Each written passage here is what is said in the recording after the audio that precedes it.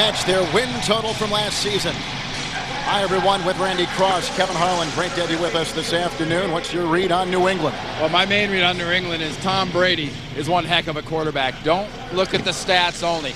This guy is a winner. He's got a defense playing well. Ignore their injuries. This is one of the best teams in the NFL. Speaking of quarterbacks, the Texans will start a new quarterback today. Well, Tony Banks is going to go today for the Texans, and hey, his numbers are as good as they've ever been as a starter. He's in the same system now for 2 years in a row, which he says is a huge key, but he's facing an excellent defense for New England that causes problems for quarterbacks. Keys to the game brought to you by Chevrolet. For New England, run your offense. The heck with the hurt wide receivers. They're going to throw it anyway. And for the Texans, play your game, make big plays. You have to have turnovers to win this game. It's the Texans and Patriots next on CBS.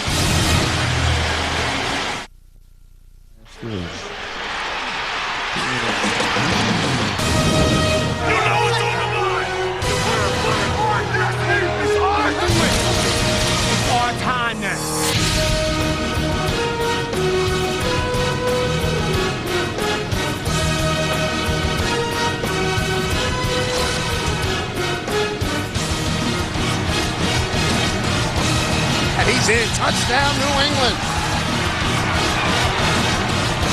Rock and roll. Touchdown, Houston.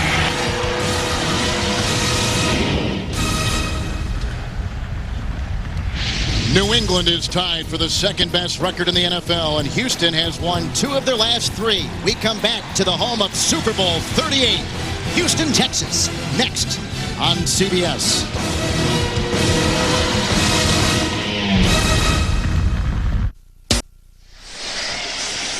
Heavy rain outside here in Houston, Texas, and so the roof is closed, and that takes us to a dry Marcus Allen on the sideline. Well, thanks a lot, Kevin. I just talked to Ty Law, defensive back of the Patriots, who normally shadows the best receiver, and that would be Andre Johnson. But his counterpart, Tyrone Poole, is playing so well on the opposite side that he's so much confident that they're going to stay in their respective side. But if Andre Johnson starts to have success, you can guarantee Ty Law is going to shadow him, guys. Back to Kevin. Should be a good matchup.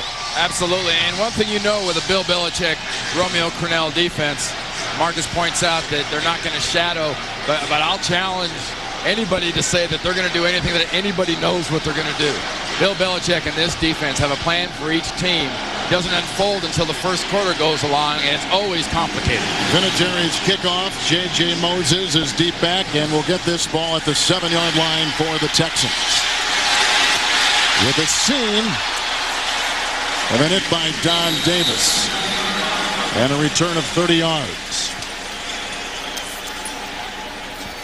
Tony Banks replaces the injured David Carr. Banks has led the Texans to wins against Carolina and Buffalo. Greg Randall starts at right tackle. He started at right tackle for the Patriots during their Super Bowl season. And the NFL's leading rookie rusher, Dominic Davis, has 3 100-yard games this season. From the 31st and 10 for the Texans. And this is the rookie Davis out of LSU, hit by Richard Seymour, among others, and a gain of 2 to the 32-yard line. New England defense coming off their first shutout since '96, with Ted Washington returning on the defensive line from injury. Linebacker Mike Vrabel, part of a much improved Patriot defense from a season ago in the secondary, has allowed only 4 touchdown passes this season. Rookie Eugene Wilson, coupled with veteran Rodney Harrison, now combining as one of the best safety tandems in the NFL. 2nd down and 8 from the 33-yard line. And it's Davis. Washington was there with an initial hit, and Vrabel, gain of 5. You know, Marcus did a good piece on the NFL Today about the New England defense. And they talked about it being back to full strength and how scary it could be, and it could be better. I've got another scary thought for you for fans out there that maybe don't keep track once the regular season starts. This team signed Roosevelt Colvin this offseason, who last couple years was probably the best all-around linebacker for Chicago, and that's saying something when Urlacher was there. Came out on fire this year. He got hurt this offseason. He's on injured reserve. If they had him, this defense would really be scary. It is a base 43 defense. It is third and a short 3, and down he goes. And Richard Seymour shooting the gap, coming through with the sack on Banks back at the 30-yard line. And the Texans have got a punt in their first possession today. Well, that side of the defense with Seymour and Vrabel. See, Vrabel goes inside, Seymour goes outside. He gets there first. Vrabel gets there second. Richard Seymour, when he came into the league, they referred to him as kind of a man-child. He's been in the league long enough. That is just one solid man. Everybody's got to double team him. You single block him, you are in trouble. Chad Stanley will punt, one of the better punters in the National Football League, and Tyrone Poole is back inside the 34, New England. Bad punt off the side of his foot. Good roll. And a decent roll, you're right. And from the 29, Poole is forced out of bounds by Derek Vaughn. 40-yard punt. So quarterback Tom Brady has thrown just one interception in the last 6 games. He continues as the winningest active quarterback in the NFL. The offensive line has started the same 5 players each of the last 6 games, and that includes rookie center Dan Copen. And an ever-changing wide receiver lineup because of injury. Rookie Bethel Johnson starts. Troy Brown inactive today again, and David Gibbons also inactive. Interesting matchup with Copen at center and Steve Martin, the veteran, at nose tackle, number 99. Kevin Falk in the backfield. Branches in motion. 30-yard line, and Brady right to work on 1st and 10. Brought down by Steve Martin. And if that name rings a bell in New England, it should. He played for the Patriots a season ago. It's a loss of 6 on the play. Well, I talked about that matchup, but watch New England's blocking away. The protection sliding is to the right. You see Damian Woody come down to help out. Copen goes away, and Martin goes right through the inside shoulder of Damian Woody and right to Tom Brady. 34 defense for the Texans. It is 2nd down and 16 for New England back at their 24. Here comes Sharper on the blitz. Kevin Falk the call, and Jay Foreman with the tackle at the 28 on a gain of 5. Houston played well last week. They had 4 sacks on Drew Bledsoe of Buffalo, and former Patriot Steve Martin is part of a 3-man defensive line. The Texans have been hit very hard on the defensive line with injuries. Kylie Wong with the sack last week, part of a veteran group in the secondary. Houston welcomes back ex-Jet Marcus Coleman, suspended last week for team violations. To get pressure, Dom Capers' defense has to add a lot of linebackers and do a lot of blitzing and give exotic looks to try to get to a quarterback. 6 defensive backs are in. 3rd and 11. Dedrick Ward is in for New England as Brady guns a pass for the aforementioned Ward. It is incomplete. The coverage by Glenn at the 40-yard line. And like Houston before them, New England has to punt on their first possession today. Only 3 rushers. Watch as they drop this area right here. Count the defenders inside that box for the Houston Texans. Here's the defenders. Here's exactly where Brady's trying to get it. Ken Walter will punt, and he has struggled. The 11th, make it 12th rated AFC punter. J.J. Moses is deep back for the Houston Texans. From the 22. Great special teams by Akins, who comes flying downfield. 5 years out of Arkansas Pine Bluff. He is the 2nd leading tackler on the special teams. A loss of 2 after a 49-yard punt. Houston will get it for a 2nd time. At 2nd year Texans head coach Dom Capers. He was actually hired a year before they began, and he had a chance during that whole year to get ready for his inaugural season a season ago. Well, it's a luxury that Mr. McNair had here in Houston, that Wayne Weaver had in Jacksonville. You get football people like Capers and Castaway involved, and you build a strong organization, which is exactly what they've done. Both teams have punted on their first possessions, and at the 20-yard line, it is 1st and 10 for Tony Banks, taking the place of the injured David Carr. And Banks outside. Nice catch by the tight end Holloway, and brought down by Poole up to the 25-yard line on a gain of 5. Bill Belichick, head coach of the New England Patriots. It's week to week, you talk about the New England Patriots, and all you really hear about is Belichick. And he's done a wonderful job in New England. Make no mistake, he's won a World's Championship, and he's really created one of the marquee, in my opinion, how-to situations in New England. This group knows how to put the right kind of football team on a football field. And something sounds simple, but not enough teams do it in this league. 2nd down and 5. Andre Johnson on the move, and the pitch out to Tony Hollings with the Moran block, and Willie McGinnis is in the backfield to make the stop. Then a loss on the play of a yard. They'll move him to the 24-yard line. And probably the best example as to how they put this organization together is look at the AFC East. New England sitting at 8-2, Miami 6-4. New England has had 42 different starters. Who else in the league could be 8-2, have that many people miss games and be where they are? And they're in the AFC South. See Houston at 4-6. If you look at their schedule, 4-6 has not necessarily got them eliminated from playoff hopes. They'll be in it for a while. Samuel has come in as the 5th defensive back for New England. Ball is at the 24-yard line. It is 3rd down and 6 with Banks in the shotgun, and here they come, and Seymour's got him, and McGinnis has him, and he'll be close to a 1st down. In fact, they may have gotten it. They had to get just beyond the 30-yard line. Let's see where they spot that ball. He did a good job moving up in that pocket. Well, it's not really the pressure that gets to Banks. It's like we saw Tom Brady facing all the coverage down the field on the last play of the Patriots. The New England defense had everybody covered. Different from what New England had tried offensively, though. Houston was stretching the ball down the field on both sides of their wide receivers. So they do get the 1st down. And there is Steve McKinney. You see there is the center, longtime guard for the Indianapolis Colts. It is 1st down and 10, 30-yard line with 3 receivers, including Gaffney, Johnson, and Corey Bradford for the Texans. Play clock. And they lost some time. Offense, 5-yard penalty remains 1st down. Well, do you want to know where your favorite players rank in the league? Just click on NFL at CBSSportsline.com. That's where my fantasy football team is, Kevin. I will report, Jay Glazer did a great report on the Tampa Bay Bucks today. Outstanding in the pregame report, show. yes. But I did beat him last week in fantasy football. It's a pride thing. I'm one of the worst teams in the league, but at least I beat Glazer. A lot of penalties on the Texans last week.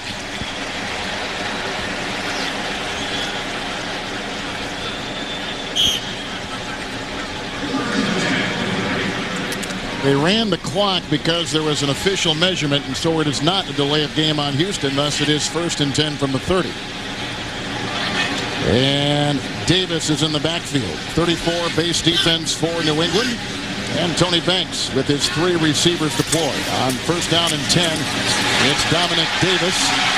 And Roman Pfeiffer makes the stop. It could have been a tackle by Wilson, but the official got in the way. It's a gain of 14 yards. They're up to the 44 at the 1st down. This young running back out of LSU, if you watch him run and the hole that he gets, watch the screen we get here from the umpire. Dominic Davis, not the tallest guy, out of the Barry Sanders mold, the 5'8", 5'9".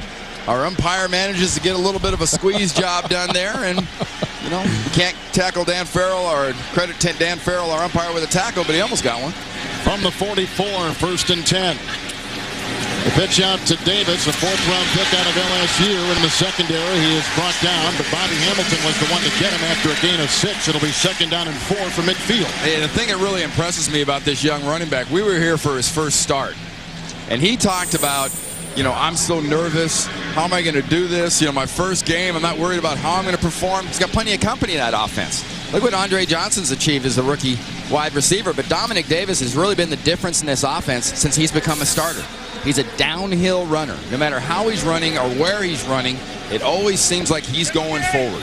Seth Wand has come in as an extra tight end, but he does play offensive line. He is eligible here.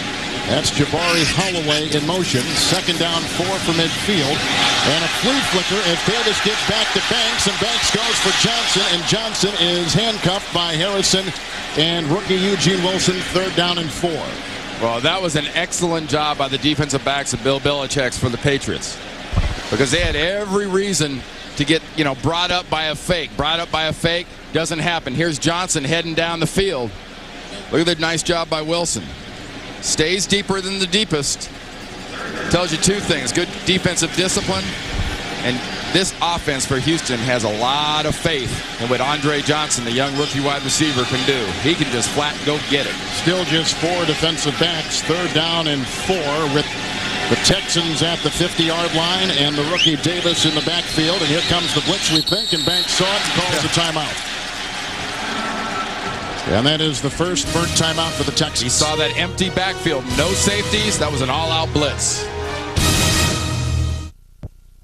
The NFL on CBS is sponsored by the all-new 270-horsepower Acura TL, a higher form of performance. T-Mobile, get more minutes, more features, more service. And by Wendy's Wild Mountain Chicken and Wild Mountain Bacon Cheeseburger. It's better here. It was raining. I promise you, before the game it was raining, but those guys got some... And I'm officially in Texas because they're barbecuing breakfast. After the timeout by Banks, you saw an all-out blitz being engineered by New England. 3rd down and 4 with the Texans at the 50-yard line. Personnel has stayed basically the same defensively for the Patriots. And Banks, quick drop, quick throw, caught. Corey Bradford, the ex-Green Bay Packer, tackled by Poole. Gain of 10 on 3rd and 4 to the Patriot 40. And the Pats gave him a little bit of almost a variation of the same look that made him go away before they called that timeout. We went to commercial.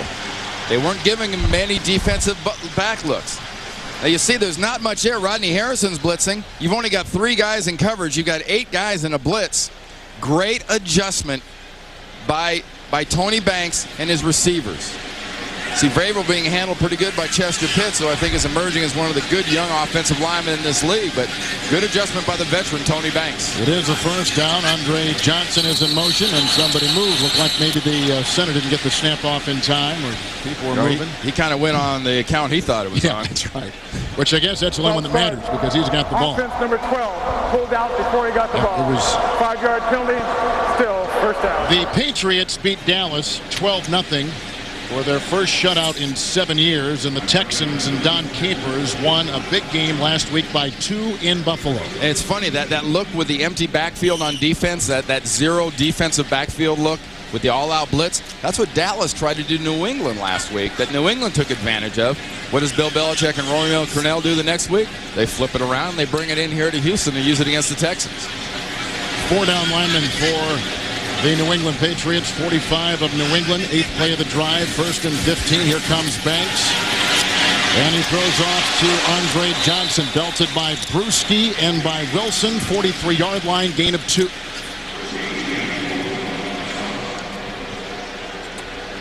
Well, tonight on CBS, a tragedy separated 2 young friends. Now, 30 years later, fate is bringing them back together. Oscar nominee Gary Sinise in Hallmark Hall of Fame's Fallen Angel.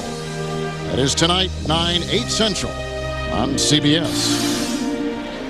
With Marcus Allen and Randy Cross, Kevin Harlan, Reliance Stadium, Houston, Texas. 2nd down, 12. Each team has had it once. Each team is punted from the Patriot 42.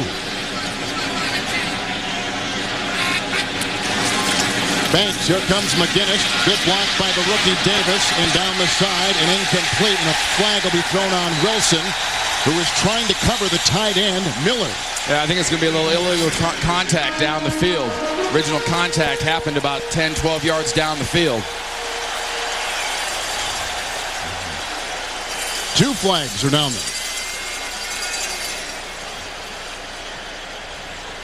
There are 2 fouls, both on the defense. Holding, number 54. Pass interference, number 26. Both are declined towards Bird.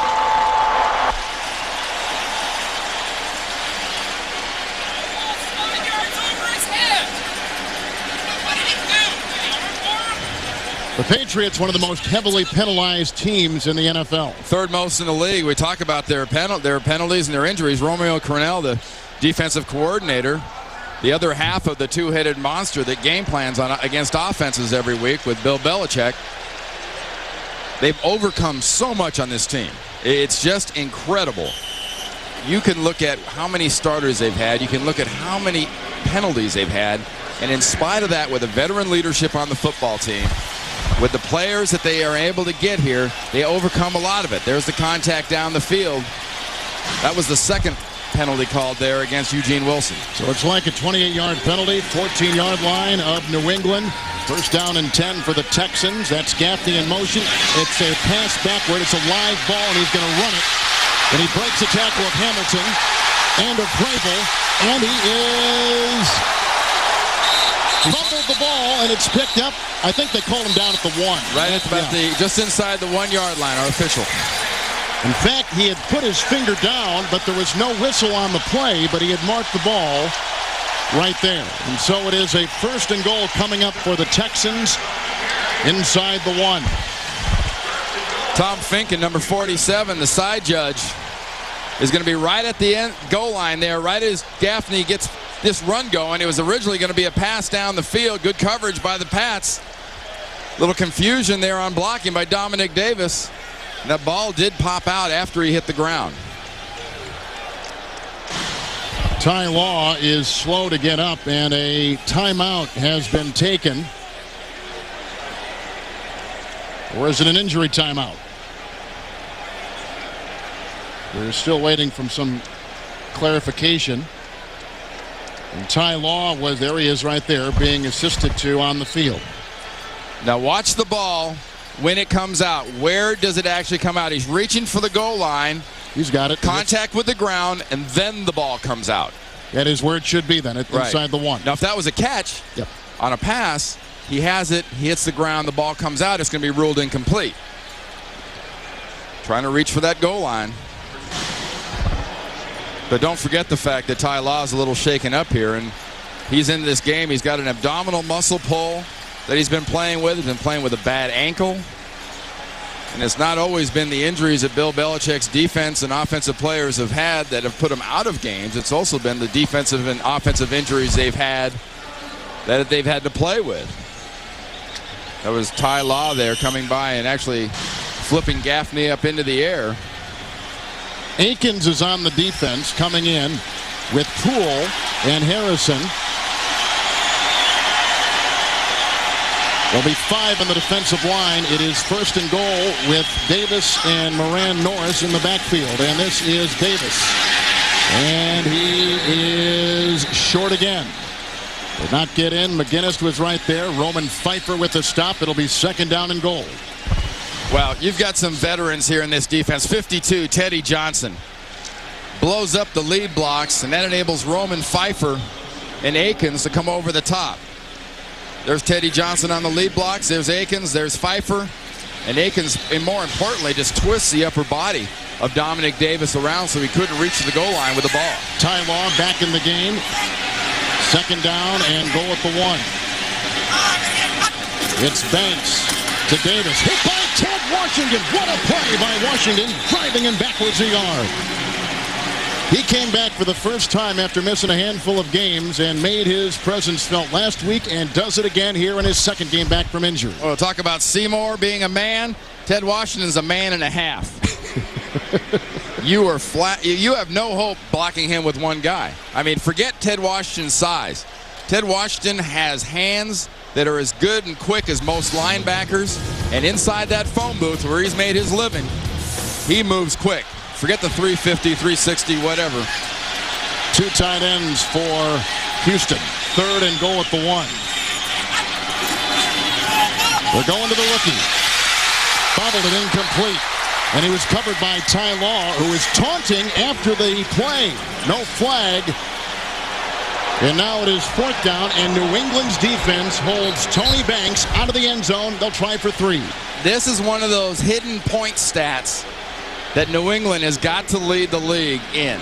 When you get teams in goal-to-goal situations, you get team inside your red zone, nobody in the league this year has been better at thwarting big plays than the New England defense. That was not a catch. It was good defense by Ty Law. A little rub it in at the end. Yeah, he was right above him. And here's a field goal attempt by Chris Brown of 19 yards. He has not missed a field goal since September.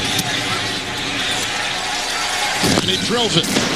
But New England's defense holds out the Texans from the end zone. They give up 3, and the Texans on top. The Texans had it 1st and goal inside the 1. They're only managing a 19-yard field goal by Chris Brown. That's a 3-0 lead over the 8-2 New England Patriots. You can't say enough. 1st and less than 1, and you don't get in. Those are 4 points that invariably, when you're an underdog like Houston is, will come back to haunt you. Patrick pass is deep back for the ex-Steeler Brown. And pass from the 5-yard line for the Pats. A block by Mike Cloud and a tackle by Ramon Walker. He's up to about the 33-yard line, a 29-yard return. A Texans field goal, a good defensive stand by New England. Timeout.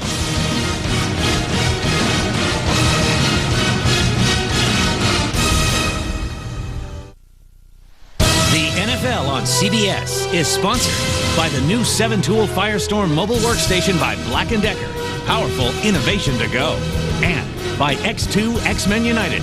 Own it on DVD or rent it on video Tuesday. Field goal moments ago by the Texans, so they have a first quarter lead, and you can see what New England has done in the first quarter this season. It is 1st and 10, 33, and a handoff quickly up the middle without much there. And they had Jamie Sharper and Patrick pass. Can't get much more than 4 yards out of it, so he's up to the 36-yard line. It'll be 2nd down and 6. A great night of television. CBS Monday begins with Yes Dear and Still Standing, Then Everybody Loves Raymond, and the new hit comedy 2.5 Men, followed by Monday's #1 drama, CSI Miami, plus an all-new Late Show with David Letterman. Monday here on CBS, America's most watched network, 2nd and 6, 37. Antoine Smith is not in the game yet. That's a pass. Bethel Johnson caught it. Now incomplete, they say, at the 50-yard line for the rookie, Bethel Johnson. Incomplete pass. Remember what I said earlier, as Jamar Gaffney was reaching for the goal line on the run, ball hit the ground, or elbow hit the ground, ball came out. Well, on a run, it was different. Well, catch is completely different. You have got to catch the ball, be able to display that you have it and are doing something with it, and have to have control after you hit the ground. Real emphasis now from our officials, and that was an excellent job. 6 defensive backs. Still no Antoine Smith. They stick with Kevin Falk. There are 3 receivers, including Dedrick Ward, 37-yard line. Brady. And that is Falk, who gets away from Orr. And then it's gang tackled by Fagans, along with Matt Stevens. It is a gain of 9 on 3rd and a long 6, and a Patriot first down to the 45. Yeah, I mentioned at the very beginning of this game, how good Tom Brady is as a quarterback and how he moves the ball so well and handles this offense despite the injuries at wide receiver and whatnot they've had. Eventually, Bill Belichick's football team has to be able to run the ball functionally. I don't say you have to run it for 110 yards a game, but if you have aspirations to be back here in Reliant Stadium on February 1st, which happens to be on CBS for the Super Bowl, you had better be able to functionally run the ball. Mike Cloud in motion. Patrick pass remains 46, 1st and 10, outside through the hands of Branch. Incomplete coverage by Glenn, 2nd down and 10.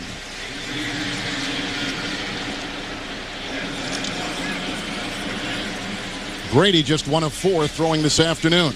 What's funny about Tom Brady is when you start talking about who are the best quarterbacks in the league, that's a name that usually doesn't come up at the top of the list this year.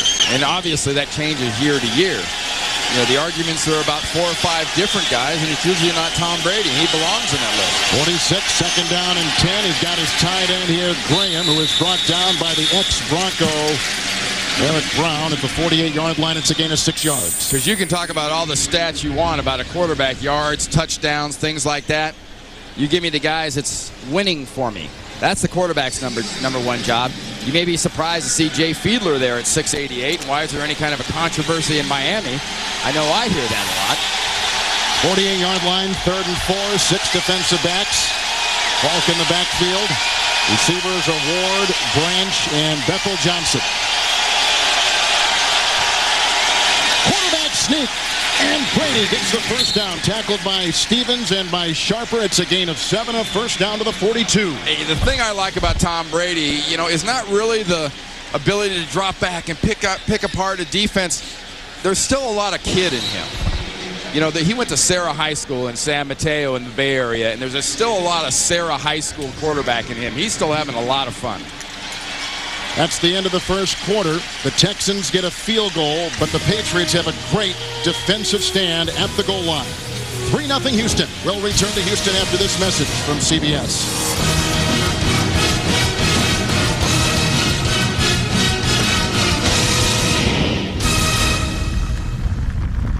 handoff to Kevin Falk starting the second quarter and brought down by Deloach. It's a gain of 6, and he tumbles to the Texan 36-yard line.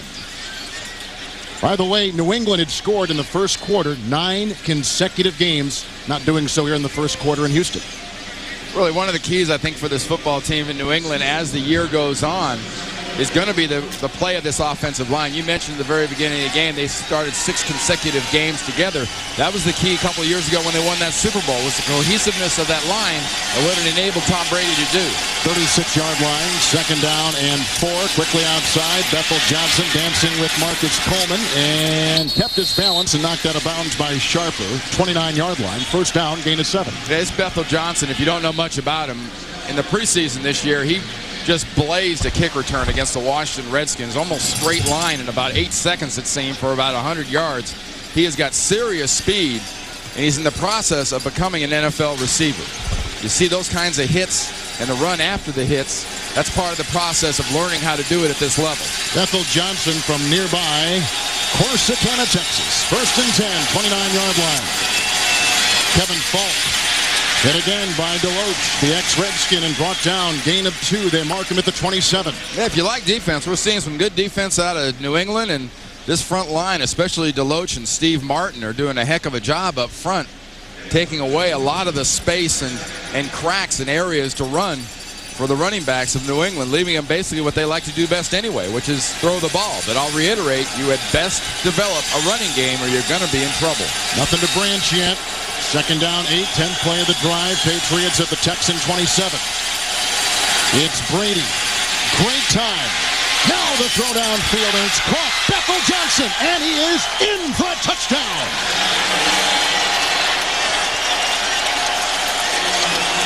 That is the first career touchdown for the rookie from Texas A&M. What was that line from Alfred E. Newman, Mad Magazine? What, me worry? I've got no running game. You know what I do have? I've got Tom Brady getting excellent protection from his offensive line, throwing to another young wide receiver. We haven't talked enough probably about how many of the receivers have been hurt and how low on the chart they've gotten in the receiving corps. It says something about your personnel department when you go that low and get guys that are that good. They beat Eric Brown, and the Patriots are on top with the extra point by Vinatieri. And Bethel Johnson, a second-round pick out of Texas A&M from Corsicana, Texas. His first career NFL touchdown reception. And the Patriots and Brady on top.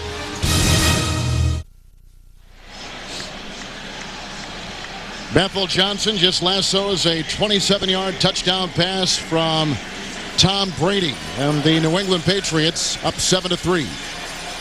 That last pattern by Bethel Johnson for that touchdown, I think, was exactly the same play that David Givens caught a touchdown in overtime against Miami. Vinatieri's ensuing kickoff. J.J. Moses watches this go in and out of the end zone, and a touchdown. Better down it. Finally, he does. He lost the job with Dante Hall in Kansas City in training back 2 years ago. He's a pretty good return man. That play puts New England on top. The New England Patriots lead the AFC East by 2 games over Miami. Houston is in 3rd place in the AFC South. The Brady touchdown pass moments ago puts New England on top 7-3. And now here is the subsequent possession by Houston after the touchback at the 21st down and 10 for Tony Banks, initially drafted by the St. Louis Rams.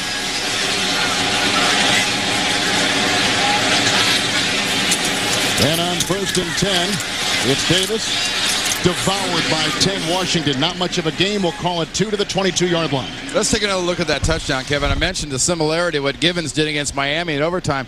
There's Bethel Johnson and what he's going to do. Look at the protection up front. This is a faith play. Not in the pattern, but that you're going to get that much protection to enable your quarterback to hold it that long to get a pattern run that well. It was Denver he ran that overtime play against for that big win, Givens.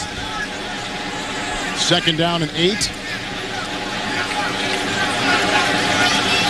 Now they got all the receivers in there, including Armstrong, who is the 4th Houston receiver, 22-yard line. Ty Horn is on the defensive line for New England. Great breakup by Ty Law in front of the aforementioned Armstrong. It'll be third down. You can't say enough. We talk about often on television players being hurt and players playing with injuries. Ty Law has got a bad ankle that would keep a lot of people out. He also happens to have a pulled abdominal muscle that a lot of people have a hard time getting up in the morning, much less playing football. And you see the physical things that he's able to do. It's just a testament not only to this entire football team, to Ty as a player, as that he can put up with that kind of pain and still put up this kind of performance. Now 5 defensive backs for the Patriots. That's the rookie Asante Samuel out there. Third down and 8. 22-yard line. And Steve McKinney sets to shotgun, snap it off the back. Here they come with Harrison on the blitz, and he brings them down. That's the second sack today by the New England Patriots. Harrison's first sack of the season. Good defensive call by Romeo Crennel.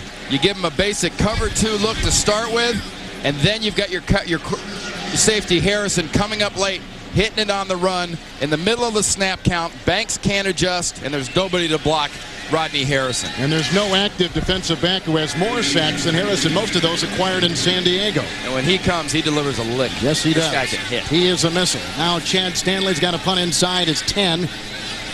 And Tyrone Poole is back with a good rush from Don Davis, but he can't get it. Here comes Poole back at the 38-yard line. Good block by Samuel. Ramon Walker with the tackle near midfield for the Houston Texans, tripping him up. A 14-yard return, a 43-yard punt. A Tom Brady touchdown pass of 27 yards to Bethel Johnson. The 8-2 Patriots on top of the Texans.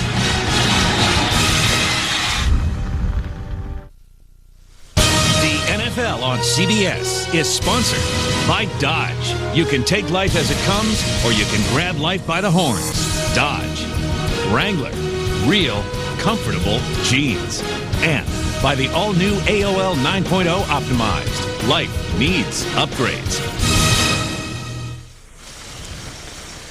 In the Museum District, there's a beautiful park called Herman Park, and Houstonians enjoy themselves there after the punt by Houston. First down and 10 for Brady. 48 of the Texans outside.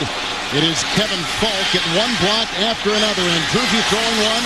And still on his feet and brought down by Steve Martin at the 26. It's a gain, a catch and run of 22 yards. There's nobody in this league that runs screen passes better than the New England Patriots. But Jamie Sharper, 55. Watch for him flashing in front of your screen right there. How close is that to either being knocked down or intercepted? But close doesn't count, obviously, and this is a team that knows how to set up the blocks down the field, and they got a quarterback that can set up the fake with a pass to Falk like that, as good as anybody in the league. Falk is in the backfield, 27-yard line of the Texans. Brady first and 10. Kevin Falk out of LSU. Dancing his way by Sharper, then brought down by Steve Martin, who has been all over the field. He's to the 20. It's a gain of 6 on the play. And Monday, it's an all-new Raymond Thanksgiving with the in-laws. Too bad they don't own a TV. Can Rays survive Thanksgiving without football? Find out on an all-new Raymond, Monday 9, 8 Central here on CBS. So far, we got a couple of pretty good dancing young LSU Tigers. That's right. Dominic Davis and Kevin Falk doing some nice running. Mike Cloud in the backfield gets the call. And Cloud slashing his way on second down and 4 to the 15-yard line. And brought down by Foreman on a gain of 5. And this is a great example, the last few plays, of what I mean about having a functional running game. You don't need a great big guy for Charlie Weiss's offense like an Antoine Smith to pound it time after time after time. You can put in Smith. You can put in Falk. You can put in Cloud. And Smith's in the game now, 32, who is the power pound him back. For the first time, Antoine Smith is in there with Patrick Pass. It is a first down, the 15-yard line of Houston. And here comes Antoine Smith with a gain of a couple on the play. He played at the University of Houston. He picks up 3, and he's brought down by Foreman. And it bears mentioning also, Fred McCrary, the starting fullback, was put on injured reserve this week. That leaves Patrick Pass as not only the starting fullback, but the fullback. He is the only fullback right now on the roster. The only other person they use at fullback especially in goal line short yardage situations, is the rookie defensive lineman, Dan Klecko, number 90. Branch does not have a catch yet. It is 2nd down and 7. Red zone numbers for the New England Patriots. Falk is in the backfield. And that is the tight end, Graham, on the move and quickly outside. Bethel Johnson, who made a miss the first time with Glenn, but then he was doused on the play by Kylie Wong. It's a gain of 2 to the 10. You know, sometimes in football, especially young players, their brains are faster than their feet. Because you can send that firing message down to your feet to go, move, feet, move. And sometimes your feet are moving too fast to get good ground. See, move feet, and they wouldn't move quite fast enough for him there. That was a touchdown if he could get his speed under him and use that speed he's got. Quarterback Tom Brady has hit 5 consecutive receivers. He's thrown a touchdown pass today to the guy you just saw, Bethel Johnson.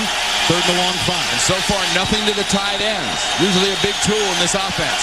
5 defensive backs for the Texans. That's Branch in motion. He has not caught a pass. And here is Brady. Flush from the pocket, throwing and intercepted. Eric Brown. Fumble on the play, recovered by New England at the 7. Fourier jumps on the ball. It's 1st and goal, New England, and Don Capers. What a feeling you must be going through right now, because you were going to stop Brady and Belichick and the Patriots right in their steps.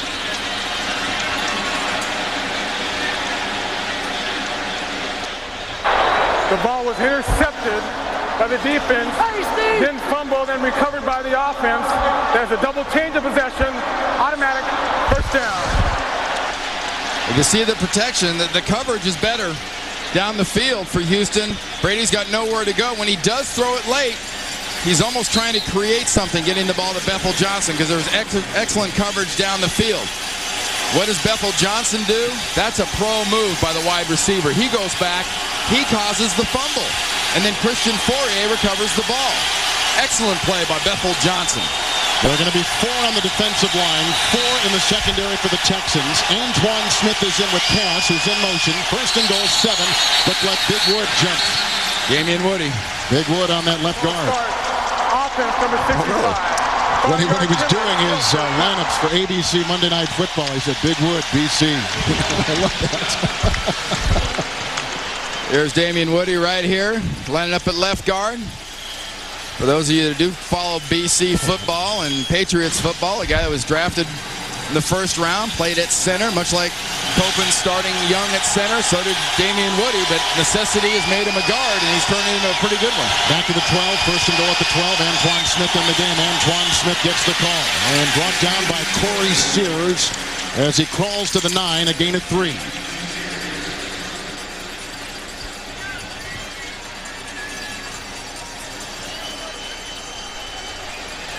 Second down and goal at the 9-yard line. And this is the part of the field that having that functional running game is invaluable, because that gives you the ability to play action pass, and often play action passing is how you get players just violently wide open. 2nd and goal, play action from the 9, Brady. And he'll dive his way into the grasp of Sharper. And he is also hit by Junior Ioane. It's a gain of 3. He's to the 6. You know, fool me once, shame on you. Fool me twice, shame on me. And Tom Brady came out of the pocket there, and the last time he tried to force the ball, it was intercepted. And that time he just plain tucked it and went with it. Now Shante Orr and Kenny Wright come in on the defense for the Texans. They've got 5 in the secondary. 3rd down, goal at the 6. Kevin Falk back in the game. They got Bethel Johnson. Top of the screen, Kevin's 2 tight ends split. Let's see what Brady does with this. Ashworth with the block. Now he's being chased by Wong. And down goes Brady. Drilled by Sharper at the 3. A gain of 3. It's 4th down and goal. And the Houston Texans with a great goal line stand. And he's going to force the Patriots to try for 3. Now your tight ends are out to the quarterback's right. Here's a good example. Normally you'd want to go 4 wides and spread the field and threaten the field. You're not threatening with the tight ends. You only defend half the field for speed. And Bill Belichick knows that offensively he's playing with kind of a limited hand, because he doesn't go very deep at the wide receiver position. Here's Adam Vinatieri, who has never missed in his career in a dome. 21-yard field goal, and it is through. And the Patriots extend their lead. 10-3 over the Texans in Houston. That's Commissioner Paul Tagliabue, of course, on the right, pointing to himself. Bob McNair, the owner of the Texans, in the middle. And that's Charlie Casserly on the left in the blue shirt. And there is Josh Beckett, the MVP of the 2003 World Series for the Marlins. He is a Houstonian. Yeah, I bet, is he enjoying life? Oh, boy. His age, what he's accomplished. Wow. There's the kickoff.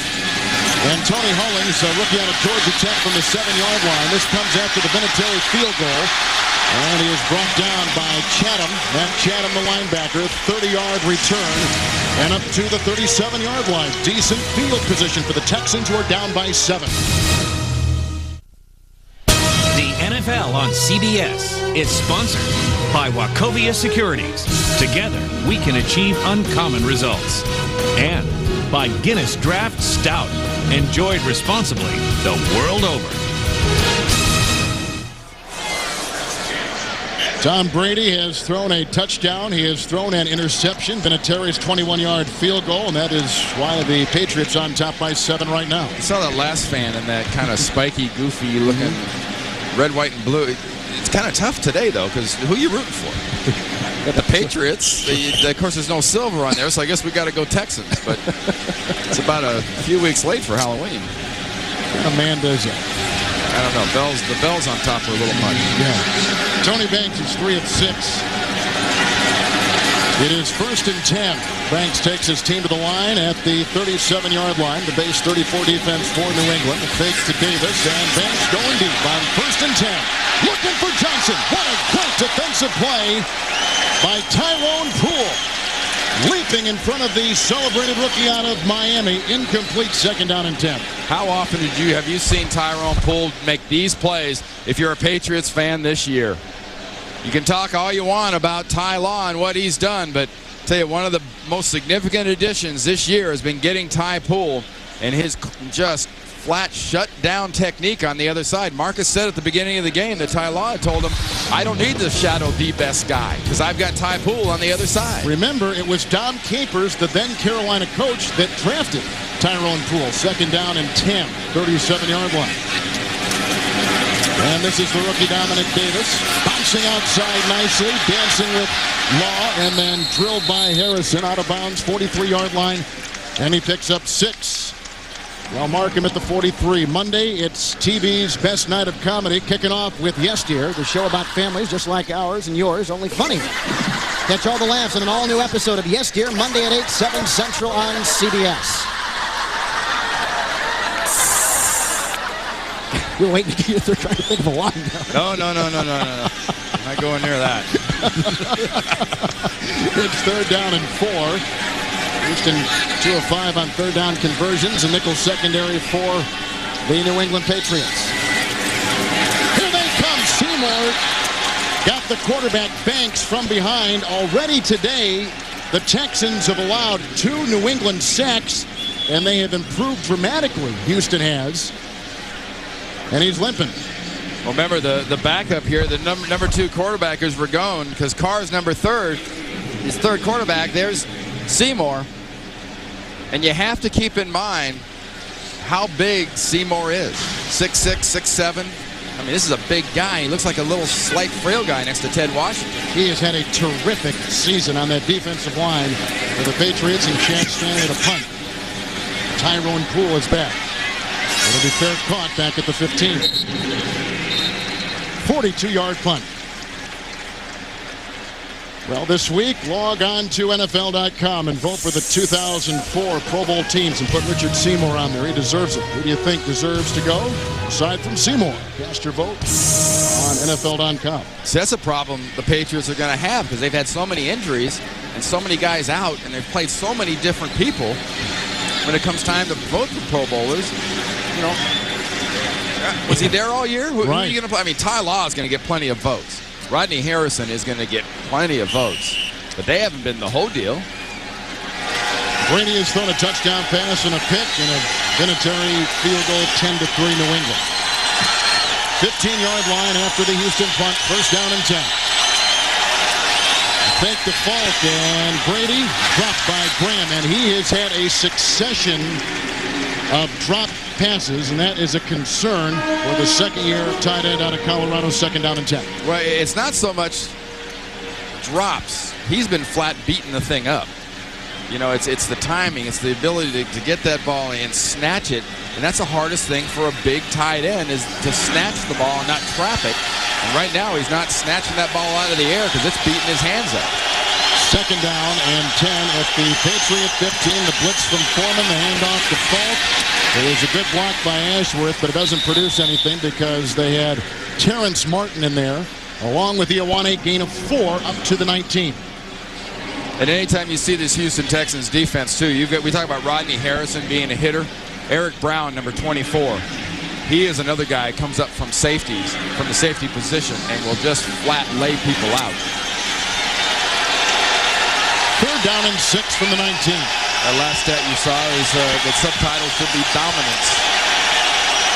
6 defensive backs for the Texans. Shante Orr is on that defensive line. They're going to rush 2 linemen.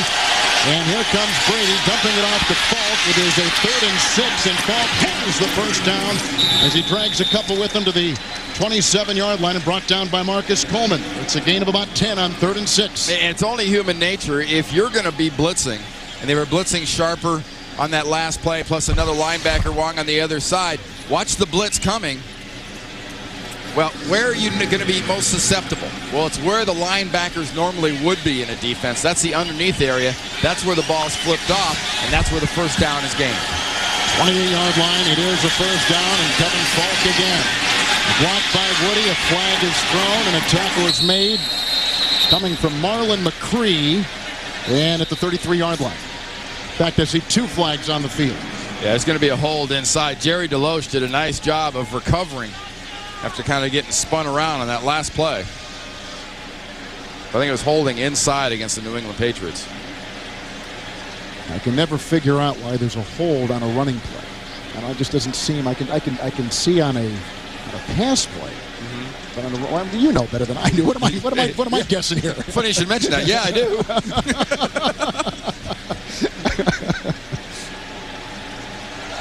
Holding on the offense, number 81. The 10-yard penalty remains first down. That's on Bethel Johnson. There's no foul for a shot block. They were adjacent players, and that is legal on a running play. First down.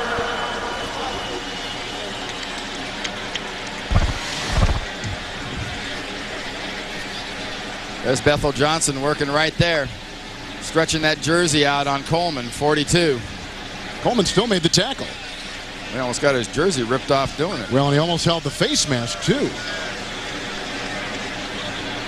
Hey, you can hold your tail off and run, pass, it don't matter. I mean, it's an equal opportunity profession. That's exactly right. It's called having a good grasp of your technique and opponent. That's what you offensive linemen call it. I see. It is a spot foul, so it is 1st and 18, which is an odd number.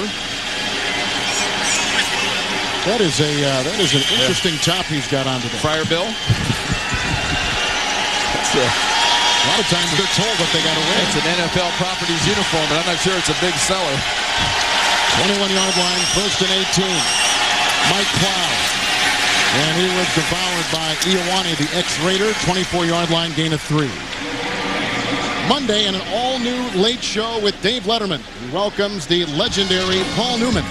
Plus music from Clay Aiken. And later this week, don't miss Mike Myers, the Cat in the Hat. Dave's all new, all this week on CBS. Hey, you talk about that outfit Bill Belichick's got on. That tells you something, too, about how intense a guy like Bill is on game day. Because people lay his clothes out, I'm sure. Right. It's not like he says and gives that much thought. He puts it on, and afterwards he goes, what do you mean what I was wearing? What was I wearing? I don't even know what I put on. The 2 tight ends are wide, and so it is a 5-receiver alignment. And a timeout taken by Brady. That is the first New England timeout. Brady has thrown a touchdown pass. New England's on top by 7. Each team has had a turnover today. Coming up on the Nextel halftime report, join Jim, Dan, Dean, and Boomer, scores and highlights and NFL news. It's all next from New York on the Nextel halftime report. Patriots just took a timeout. the base defense of 34. There are only a couple teams in the NFL which run a 34, and these are two of them right here. But that's what Houston's in right now. It is 2nd and 15 from the Patriot 24. 2 big downs heading up to the 2-minute warning for Houston. Get this stopped and get your offense back to ball with plenty of time left. One tight end in there. That's Fourier, and here comes Brady off the cloud, chased by Foreman and hit by Wong. He's to the 31-yard line, and it's a gain of 8 yards. If you remember a couple plays ago, the linebackers blitzed. There was nothing underneath the cover. Linebackers were right there, just ready to cover and stop that play. 2-minute warning.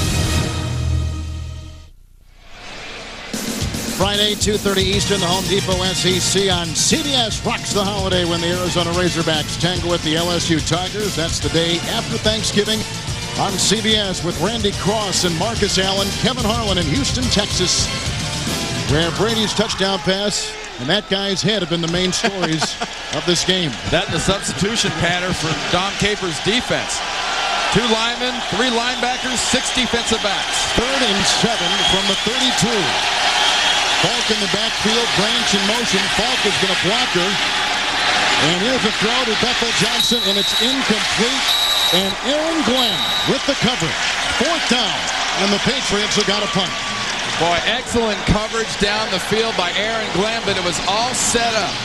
All absolutely set up by the blitz inside on Tom Brady. He was not able to step into that pass. He had to lob that thing up there for Bethel Johnson. And Aaron Glenn had perfect inside position, looking back at the ball. No interference there, just good defense. Ken Walter to punt. J.J. Moses is deep at. Good hang time on this one. And fair caught, 24-yard line by J.J. Moses. 44-yard boot by Ken Walter. The Nextel halftime report is next. That is going to be an interesting show because as we get deeper into this playoff scenario, Randy, more stories, more games take on more importance. It's the Nextel halftime next from New York. And you know, at least for this week, Boomer is a happy camper.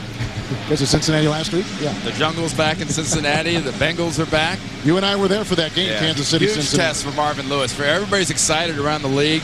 Like I said, I'm sure Boomer's excited, but he also knows that this week is a gigantic game for Cincinnati. Following up a big win last week against Kansas City, going to San Diego later on today. Okay, Houston has 2 timeouts. And the San Diego native Tony Banks for the Texans with David Carr injured coming into the game. 1st and 10 from the 25. Davis in the backfield. Richard Seymour made the first hit, brings him down, 27-yard line, and a gain of about 3 on the play. Well, since we bring up the playoffs, let's take a look at this vast landscape of the AFC. Hey, you see Cincinnati leading. The team that I've got the feeling about is Baltimore. You know, obviously an excellent defense, but there's something about that team in Baltimore by the end of the year I think is going to be very good. 2nd and 7 from the 27. That's dropped by Andre Johnson. It'll be 3rd and long, 7 yards to go. And specifically when I talk about Baltimore, I know they're just 5-5, but the offense has got to get better. Goodness knows with Brian Billick and Matt Cavanaugh pulling their hair out, it can't get much worse for them at quarterback with the struggles they've had there. Anthony Wright starting again today. But Jamal Lewis, you know, has quietly, or not so quietly, put in one heck of a year. I think it's just ride Jamal and play D and hope to hold everybody under 10 points for the Baltimore Ravens the rest of the way out. Patriots are playing with 5 in the secondary, 27-yard line, 3rd and long, 7. And Davis tackled nicely by Willie McGinnis, trudging his way for 3 to the 30-yard line. And New England takes a timeout wisely. Yeah, wisely, because they just wasted a possession for Houston. Now you're going to get field position and 2 timeouts.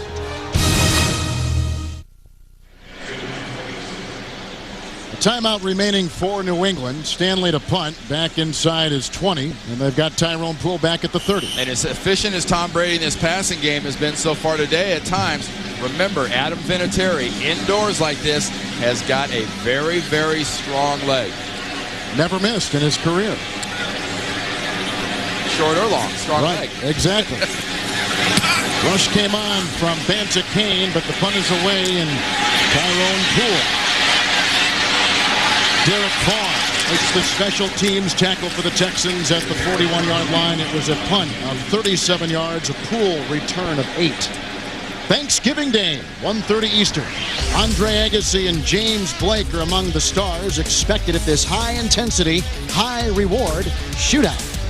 It's Gateway Superset Tennis. It's tennis with a twist here on CBS. His career-long Adam Vinatieri's is 57 yards. The target line, the 39-yard line. And so with a timeout and at the 42. I think an indoor in this stadium with no wind in these conditions, that's about the target right there too for Vinatieri right now. Falk is in the backfield. And Brady slings it to the side. Caught by Dedrick Ward. We've seen his travels in this season. He's down to the 47-yard line of Houston, a gain of 11 on the play. This isn't the preseason, Kevin. How bad has the receiver situation gotten in New England? You've got a wide receiver wearing number 17. That usually happens in August, not in November. That's when you know you're going through some bodies. You start running out of numbers. Ward was last with Baltimore, cut this week and quickly signed by New England. 2 more injuries. They're going to be down to double odd. The old Jim Otto. And that's illegal. 1st and 10, 47 of Houston. And here comes Brady, a block by Ashworth. And Brady throws it. It's caught again by Ward, who crawls to the 30-yard line, picking up 17. Now they're within field goal range, and Ward gets the first down. Only one timeout, so you got to get up there and spike the ball. Remember that target line. They're well past the target line, so now they are inside Adam Vinatieri's field goal range. One timeout for New England. Brady on 1st and 10. Right through the hands of Graham again. His second first half drop. Do you remember the movie Little Giants? It was about the football, and there's one kid who's a wide receiver that every time a ball would be thrown to him, he'd drop it, and then he'd come back to the huddle talking to his hands, like going, how can you guys do this?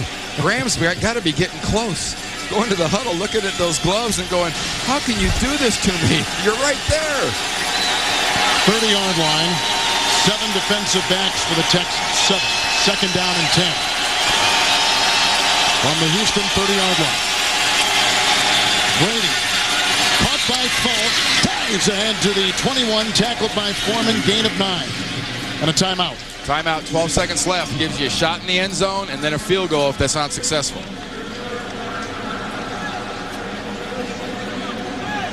Good job by Brady to work his way downfield. And Adam Vinatieri has had great success. Most recently, he has made 11 of his last 12 field goals. But it is 3rd down and 1 with 13 seconds remaining. New England is out of timeouts. And those are the numbers and the percentage of success as we work our way to midfield. I tell you, they're getting further down, further, it gets lower percentage. Anybody remember a little football game in New Orleans a couple of years ago when he kicked that thing to win the Super Bowl? And 2 weeks before that, or the game before that, when he kicked that ball off a snowdrift against the Raiders in that great overtime game to beat the Oakland Raiders and go to the Super Bowl? This guy's nails. You got a clutch kick in this league right now? There's the guy you want to kick it for you. So the back of the football is touching the 21. And that is what officially it will be listed at with the 3rd and 1. I really think you don't have any timeouts left. You throw the ball into the end zone, or you be sure this ball is out of bounds and incomplete to stop the clock. 6 defensive backs, 3rd down and 1. And Brady using a lot of time and throws to the end zone, incomplete. And the clock at 6 seconds. 4th down, they'll try for 3. Yeah, absolutely perfect. Tom Brady threw that high heat. He had Bethel Johnson down in that general area. He was going to throw that high heat. Maybe he could get up and get it, kind of a la Joe Montana and Dwight Clark. Go up there about 10 feet off the ground for the catch. Otherwise, I'm going to drill somebody in the front row of the end zone right back there and not give a defender a chance to get it so I can set up Vinatieri for his field goal. Vinatieri is 18 of 23, 38-yard try. He has hit 11 of his last 12. His natural grass inside this dome. And he hits the upright and misses his first career indoor stadium miss. Unbelievable. The best laid plans of mice, men, and football coaches all come on that one kick. You know, I'd like to look at the placement of that ball. It looked like it wasn't the full 8 yards, which Vinatieri likes. It was maybe a little inside 8 yards. Well, it doesn't matter. I mean, blocking it wasn't the issue. Right. Pushing it was the issue into the right side goalpost. The ball never hooked back for him, and he got a perfect snap, good placement. It was hooking. And it's a doink. Pat McGrath, our statistician, has been following Vinatieri's career and came up with that great note about never having missed indoors. Yet, so we can blame Pat for jinxing him, right? That's just some good work by Pat. And a kneel down will take us to halftime. Tom Brady threw a touchdown pass to Bethel Johnson, 27 yards. He also threw an interception. Vinatieri 1 of 2 with his field goals. That's the end of the first half, with the Patriots on top 10-3. Coming up the next till halftime report after this message and a word from your local CBS station.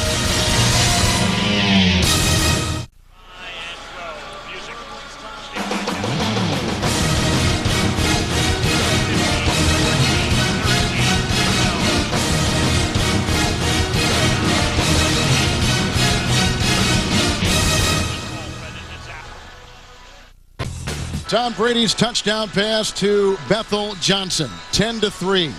Let's now go downstairs with Marcus Allen. You guys are only 7 down, but what are you guys going to do to mount some offense? Well, we have to make some plays, Marcus. The last time we played in here was against a good team, the Panthers, and we came out the third quarter and scored 2 touchdowns and got the thing turned around. So the Patriots aren't going to give you anything. They have a very good defense. We have to go out and we have to make something happen on our own. All right, Coach. Good luck second half. Well, is it his kind of game? Well, I think it's still Dom Capers' kind of football game. And remember the 4 points they didn't get. I'll remind, first and less than 1 on the 1, the New England defense stopped them. They're making the plays. They're just not taking advantage of it. That's the key for the Houston Texans. You look at the stats in the first half, look at time of possessions. The big glaring thing to me, passing yards. I think Tony Banks came in here highly rated, unusually so for him, and this defense of Romeo Crennel's has really put pressure and a little bit of confusion into the equation, I think, for the young receivers of the Houston Texans. Patriots have not lost a game. There's Romeo Crennel. Patriots haven't lost a game since September. The Texans have equaled last season's win total. They got 4. They were 4-12 a season ago. I always find it interesting, especially a young team like this. They'll keep winning. Maybe they get to 8-8 this year. You'll hear people saying, hey, you're ruining your draft position. What, are you kidding me?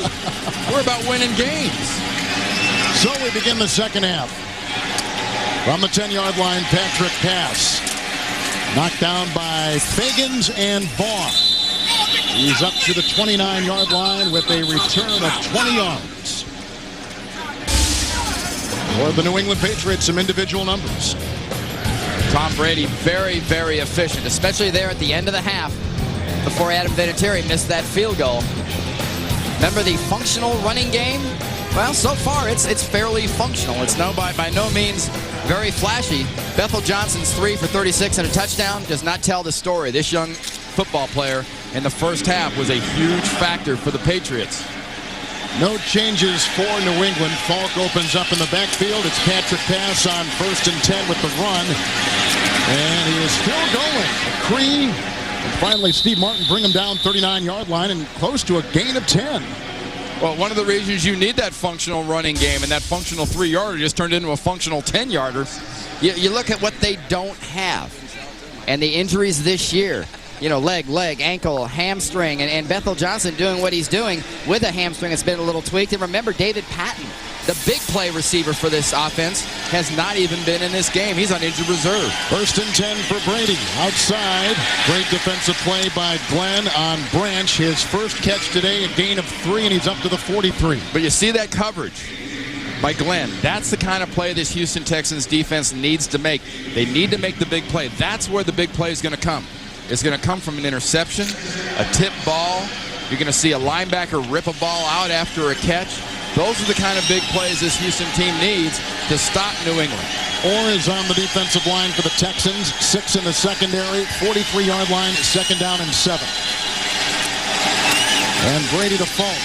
Good block by Fourier. Glenn and Deloach with the tackle, about a yard shy of a first down. It's a gain of 5 to the 48. And we mentioned earlier about the injury problems they've had up front. And Deloach and Martin have done a wonderful job so far, playing D-line. But remember, they do not have that many defensive linemen healthy and ready to stop a running game. So you have to rely a lot on the linebackers. And you're using some linebackers in third down as defensive ends rushing. So if you can, and you're New England, you're looking for functional running, but you want to really pound it right here and establish a run. 4 in the secondary. Antoine Smith in the New England backfield. The Patriot 48. It's third down and 2. And he'll be close. He was hit by Ioane, among others, on that defense. And also Kylie Wong there. I don't know if he got it or not. It looks like, yep, he did. It is a first down. Just beyond midfield into Texan territory. Well, the thing to look for is the missile. Ioane is going to be coming up here. Is Ioane 94. Bang. And then there comes Brown. We talked again about Harrison and the plays he's made. Look, another big hit by Brown, number 24. Dedrick Ward is in, 50-yard line, 1st and 10. Fake handoff by Brady. Goes back to Falk, bobbles it, reels it in. Cuts inside and tackled on the play by Foreman. Down to the 42, gain of 9. In the uncomfortable position, not a bad position, but uncomfortable position a defense gets put in. First down, you had a big run, a second and third effort that resulted in a first down. Another big play on first down. Suddenly you're looking at second and, let's call it 1.5 yards. An offense can do anything. Charlie Weiss can stand on the sideline with his playlist and just say, okay, look, what do I want to do? Which play action do I want? Or I just want to pound it and get a first down. 2 tight ends, 41-yard line, second down, long one. Antoine Smith finding his way for a first down to the 39-yard line, where he is brought down by, looks like Jay Foreman. Maybe just short. You think so? Yeah, you might be right. Yeah, spotted just inside the 40. Interesting spot. I thought he had crossed the 40. Or just outside 40. Yeah, right. They bring in Terrence Martin on the defensive line. They bring in Deloach, and they take out Ioane. Does the Texan defense. Remember, Charlie Weiss does not have a real lead fullback on his roster. You've got Dan Klecko, the rookie defensive lineman, number 90 at fullback right now. Just 3 defensive backs, 3rd and inches. Antoine Smith. And that last effort probably gets him the first down near the 39. He had all kinds of defenders down there, including Clemens and Marcus Coleman. First down, gain of a yard. When you have a young guy, especially a guy that isn't real familiar with being a fullback and running the ball, you're a lot better off going this way. Patriots go this way and try to stretch it. It's harder to hunt up somebody to block. Everything's moving. You're not used to seeing those gaps. Klecko gets a little semi-block working against Sharper there, but it was a good job of stretching it by the defense of Houston. Deloach is the injured Texan player at the 40-yard line. We have an injury timeout. He's got to be okay. I think Dom Capers has ruled no more D linemen can go down and be hurt. They've lost a lot. You're right. There's Cal's Jerry Deloach, who is out. They put in Corey Sears. 8th play of the drive, 1st and 10.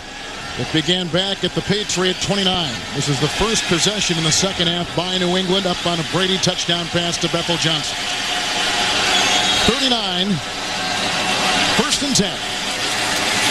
With the empty backfield, Brady hit as he throws, and that will flutter incomplete. They had Steve Martin and Terrence Martin all over him. Incomplete pass. And Steve Martin just walks back into Tom Brady. Watch Steve Martin.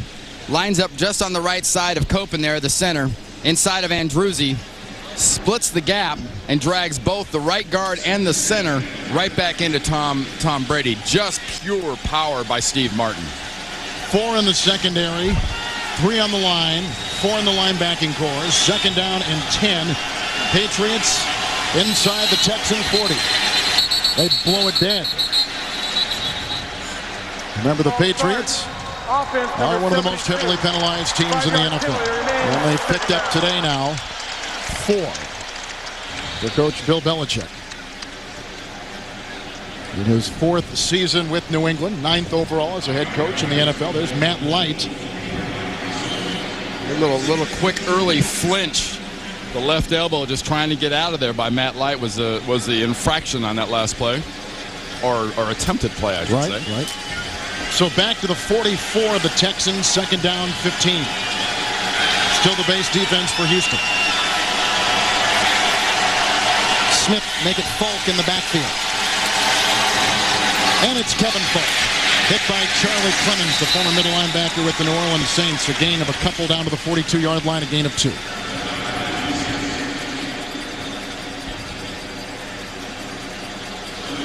They got middle linebackers from other teams playing outside linebackers in this 34 for the Texans. Well, that's the nature of this defense. We talk a lot about the New England defense and the various defenses they play. The strength of their defense is their linebackers. Say the same thing for this Houston defense right now. I think the strength is the linebackers, but it's more because of default, because they've had so many D linemen go down. Texan 42, third and 13, 5 in the secondary. Here comes Brady, getting an Ashworth block. He dumps it off the pass. A block out there by Copen. From behind, he was tackled by Shante Orr, among others, along with Foreman. It's a gain of 8, and they get into field goal range, it would appear. This is Vinatieri range. I mean, this is for Vinatieri. This will be about a 51-yard field goal. Remember, the long is 57.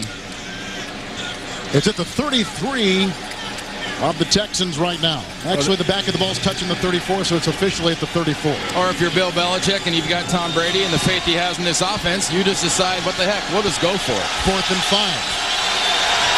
34-yard line. 5 in the secondary. They got Falk in the backfield.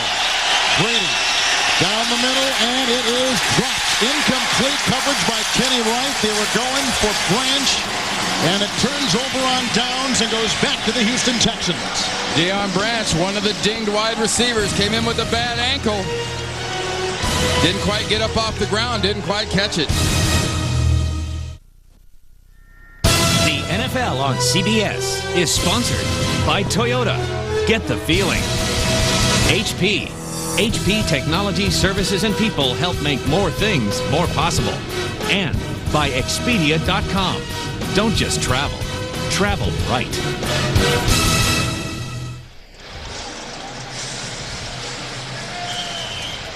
We're back in Houston. The 8-2 New England Patriots, the 4-6 Houston Texans from the 34 after New England gives it up on down. And Tony Banks and this offense have got to get a passing game going. First half was totally throttled by the New England defense. This is Houston's first second half possession, and Dominic Davis, who was banged on the play by Harrison. Also getting in there was Bruschi, gain of 3, and it's up to the 37-yard line. Wednesday on a special night for Survivor. One castaway will commit the worst act of deception in the game's history. And for the first time ever, a player wins immunity only to have it stripped away. Don't miss an all-new Survivor on a special night Wednesday at 8, 7 Central here on CBS. See that last guy with a headband and the curly blonde hair? Who's that? He's a jerk. Second down and 7. I hope he's the guy that gets snaked. I can't stand that guy. 37-yard line, it's caught. Andre Johnson, the rookie from Miami, the Rose Bowl MVP. Ty Law makes the coverage and the stop, a gain of 12 on second and 7 to the 49. Not much to crow about for Houston as far as throwing the ball with the sacks and everything else. It was less than 18 yards. Dominic Davis in this offense, though, running the ball effectively, get the play action going if possible, but find a way to get the ball to your best weapon, which is Andre Davis, number 80 at the top of the screen. That was the Texans' first down since late in the first quarter. About 4 minutes remaining. 49-yard line, 1st and 10. Dominic Davis in the backfield, and here he goes. Running into his own blocker, Zach Wiegert, and then they just pile on an avalanche of defenders. No gain, 2nd down and 10. You know, the best explanation, you hear so much about this New England defense and how they can confuse a quarterback and what they would do against a Tony Banks. And Tony Banks told us that the best example I've heard, it wasn't so that they were so complicated. It's that they throw so many things at you. It's not like 1 or 2 things that are just so obtuse and so strange they're hard to handle. It's just they give you so many different looks, so many different coverages that as a quarterback, it's hard to keep track of everything, especially when you start talking about reads on pass plays. Patriots have a 4-man defensive line. It is 2nd down and 10 and incomplete with pressure all around. 3rd down and 10. Richard Seymour again, and Bruschi in the vicinity of that loose ball. Well, you get some serious push when you got 92 Ted Washington coming from the inside. And you've got Seymour coming from the other side. Look at the big hand coming up from Seymour right here. Actually didn't get it with the hand. It was thrown right off his shoulder pad. Little different play, too. A little substitution. You've got Klecko, number 90, in over the offensive right guard. He's basically a great big linebacker, so this will involve speed and stunning. Asante Samuel becomes the 5th defensive back for the Patriots. 3rd down and 10 from the Texan 49. They're looking about a blitz. Here comes Harrison, and Banks throws in the teeth of the blitz. It's incomplete. Looking for Johnson, covered by Law. And the Texans have got a punt. It was exactly what I was talking about, Kevin. Klecko was inside a tackle. They slant him down inside. On the outside, they bring 2 quick blitzes. Running back has to make up his mind. Which guy do I get? Usually it's the inside blitzer. Get the inside blitzer. The outside blitzer is free to get right in the quarterback's face. Now, Tyrone Poole has been returning punts, but they got Kevin Falk back at the 20 as Chad Stanley attempts the punt inside the Texan 38-yard line. Now they're going to bring him. Yeah, they're going to bring him in. They're looking for a fake. Either that or they're just flat going for the block with everybody. And Law came in. He was the closest. No one is back. And let's see. Garrett Paul, a Houston born and raised kid, with the catch at the 5. They'll mark him at the 9. A 44-yard punt, and played well by the Texans. Called playing the percentages. I like the gamble, but Vaughn makes him pay. Both teams have had a goal-to-go situation. Both teams had to settle for 3. The difference of Brady, touchdown pass of 27 yards to Bethel Johnson. After the Houston punt, 1st down and 10. The 8-2 Patriots after 9. Outside, quickly it goes. Caught by Bethel Johnson, chased by the linebacker Foreman, and run out of bounds at the 24-yard line, and a gain of 15 yards. Well, as most of you know, Super Bowl 38 will be on CBS, and our own Jim Nance, a Houston boy and proud member of this society, is organizing the first ever opening ceremony to a Super Bowl. It's going to be called Super Bowl 38, a Houston salute. 38 Houston sports legends, and you can use your imagination, and every one of them will be here. 1st down and 10. It'll be press conference on December 4th, and here's a nice run by Kevin Falk into the secondary and brought down after a gain of 9 on the play by the linebacker Foreman to the 33. New England, the last 2 possessions, getting a lot of good run blocking out of the inside of this offensive line. Damian Woody, 65, getting sharper, blitzing, number 55. That sets that play up. That releases Falk back into nothing but DBs once you get by the sharper position. Those tickets, by the way, for that Super Bowl 38, a Houston salute, will go on sale December 4th. A press conference that day with Jim and many of the 38 Houston sports legends. 2nd down, long 1. Falk again. Foreman again, right there. The son of the legendary Minnesota running back Chuck Foreman makes the stop. It's a gain on the play of about 2.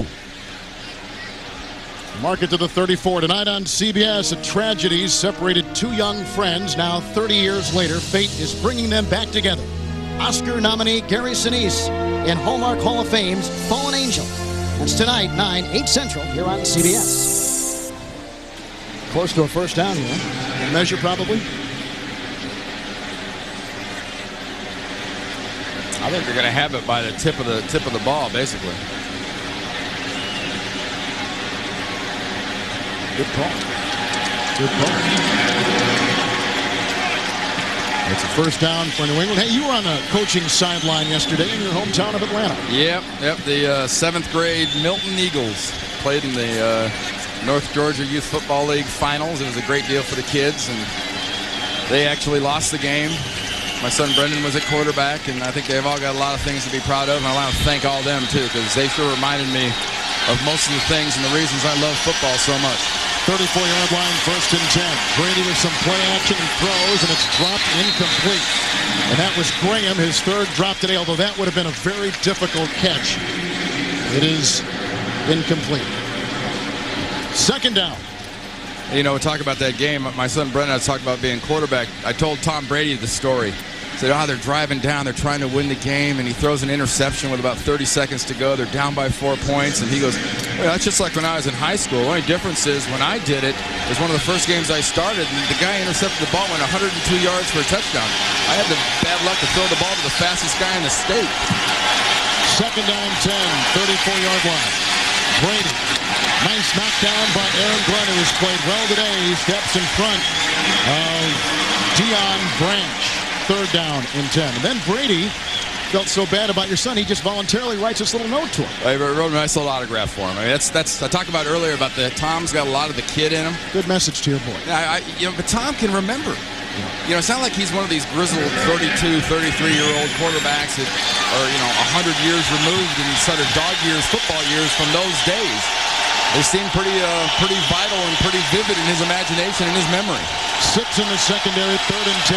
Brady in the pass at the 34 in their own territory. Tom Brady hit as he throws. It's intercepted by Marcus Coleman. He gets by Dedrick Ward. Marcus Coleman inside the 10.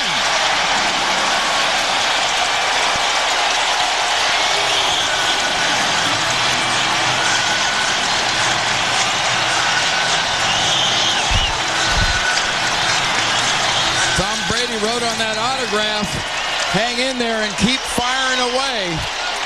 It's something he usually does, even after he makes a mistake like this. He's hit by a late rush. The ball is just off, and Coleman picks it off and goes 11 yards short of taking up all the way for a touchdown.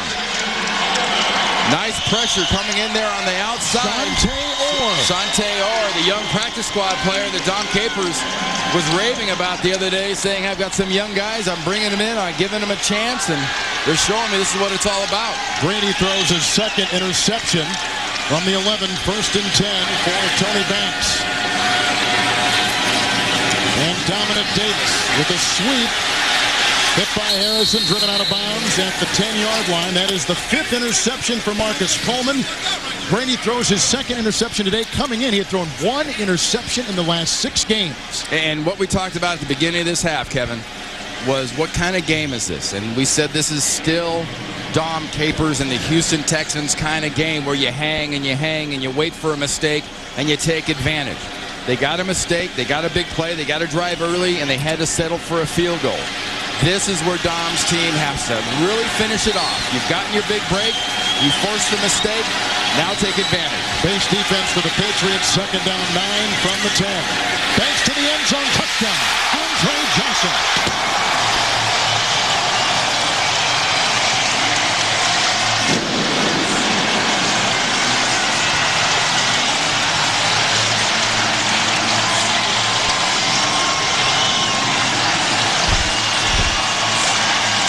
So far for Andre Johnson, it's been quality, not quantity. Nice job by Tony Banks taking advantage of a size disparity between the 6'2" Johnson and the 5'8" Poole. Gets behind him and puts it up where only Johnson can get it. Andre Johnson, 3rd overall selection in the draft. Here's Chris Brown trying to tie the game at 10. Tony Banks throws his 4th touchdown pass of the season. He throws to Andre Johnson, and the Texans have come back to tie the 8-2 New England Patriots. The NFL on CBS is sponsored by Circuit City. We're with you. And by Miller. There's good enough, and there's better than it has to be. Miller, good call. Tom Brady's interception. Texans cash in. 10-yard touchdown pass. Banks to Johnson. Only 91 yards total offense so far for the Texans, but they've still gotten 10 points, taking advantage of mistakes. Chris Brown to kick it off.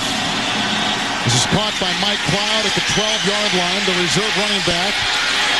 And he's out of bounds at about the 30-yard line.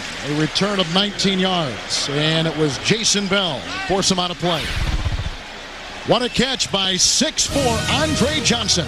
Working against the 5'8" Tyrone Poole.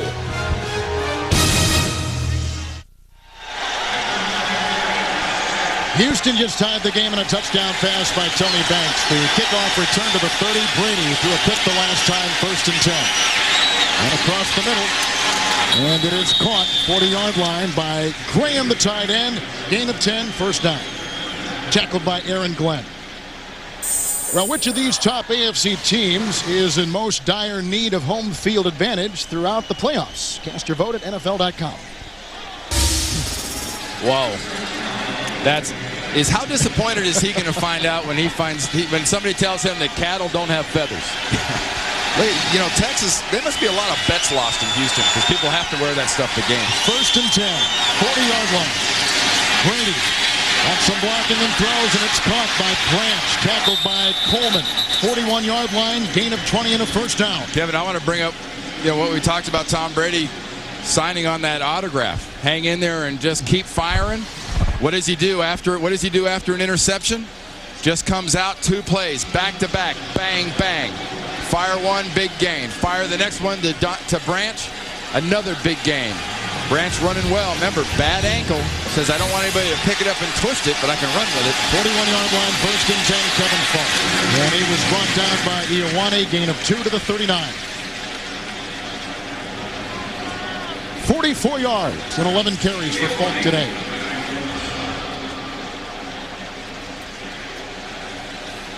So not much the last 3 possessions for the Patriots, and that's not really quite their MO to hold on to the ball and have to be unsuccessful like that. They usually get something out of long possession. 5 in the secondary, second down and 8. Brady being chased by Shante Orr out of Michigan. Incomplete. Shante Orr, who had a sack last week, has been all over the field today and has made this game with some imprints of his own. Well, we mentioned what Dom Capers talked about with this young guy, Shante Orr, and Shante Orr lining up basically at his linebacker position, coming in on a blitz. I mean, you give a young guy a chance. You got a practice player. You activate him. You let him play.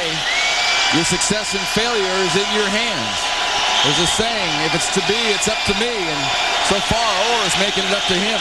6 in the secondary for the Houstons. Patriots at the Texan 43rd and 8. Brady. Again pressure, again throws, and it's caught downfield, grabbed by J.J. Stokes. And he gallops inside the 10 to the 8. A 30-yard reception, and the first of his Patriot career. J.J. Stokes, former 49er, #1 draft pick out of UCLA. Let go by the Jacksonville Jaguars. A total different type of receiver. You've seen the little scooter types that we've got at New England? Well, this is a big guy. J.J. Stokes, 6'3", 6'4". Not really a speed player, but more of a possession receiver, and runs very professional, crisp routes. Antoine Smith in the backfield, first and goal at the 8. And this is how New England responds to the interception and subsequent touchdown. It's Smith, tackled from behind. Steve Martin, a guy who started some games last season for the New England Patriots, brings them down a loss of about 5. They spot the ball at the 13.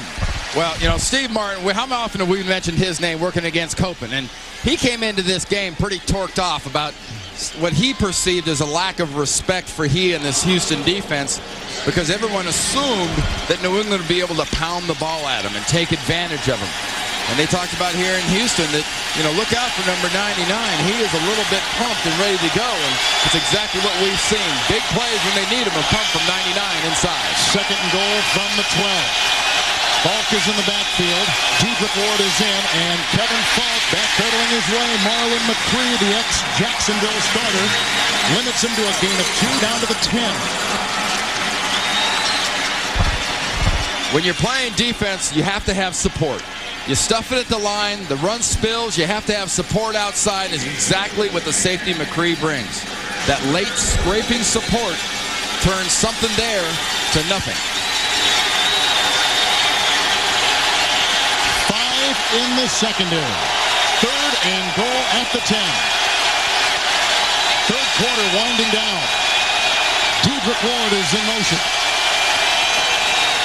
And Brady being chased by Wong and brought down by Ioane, and Shante Orr once again.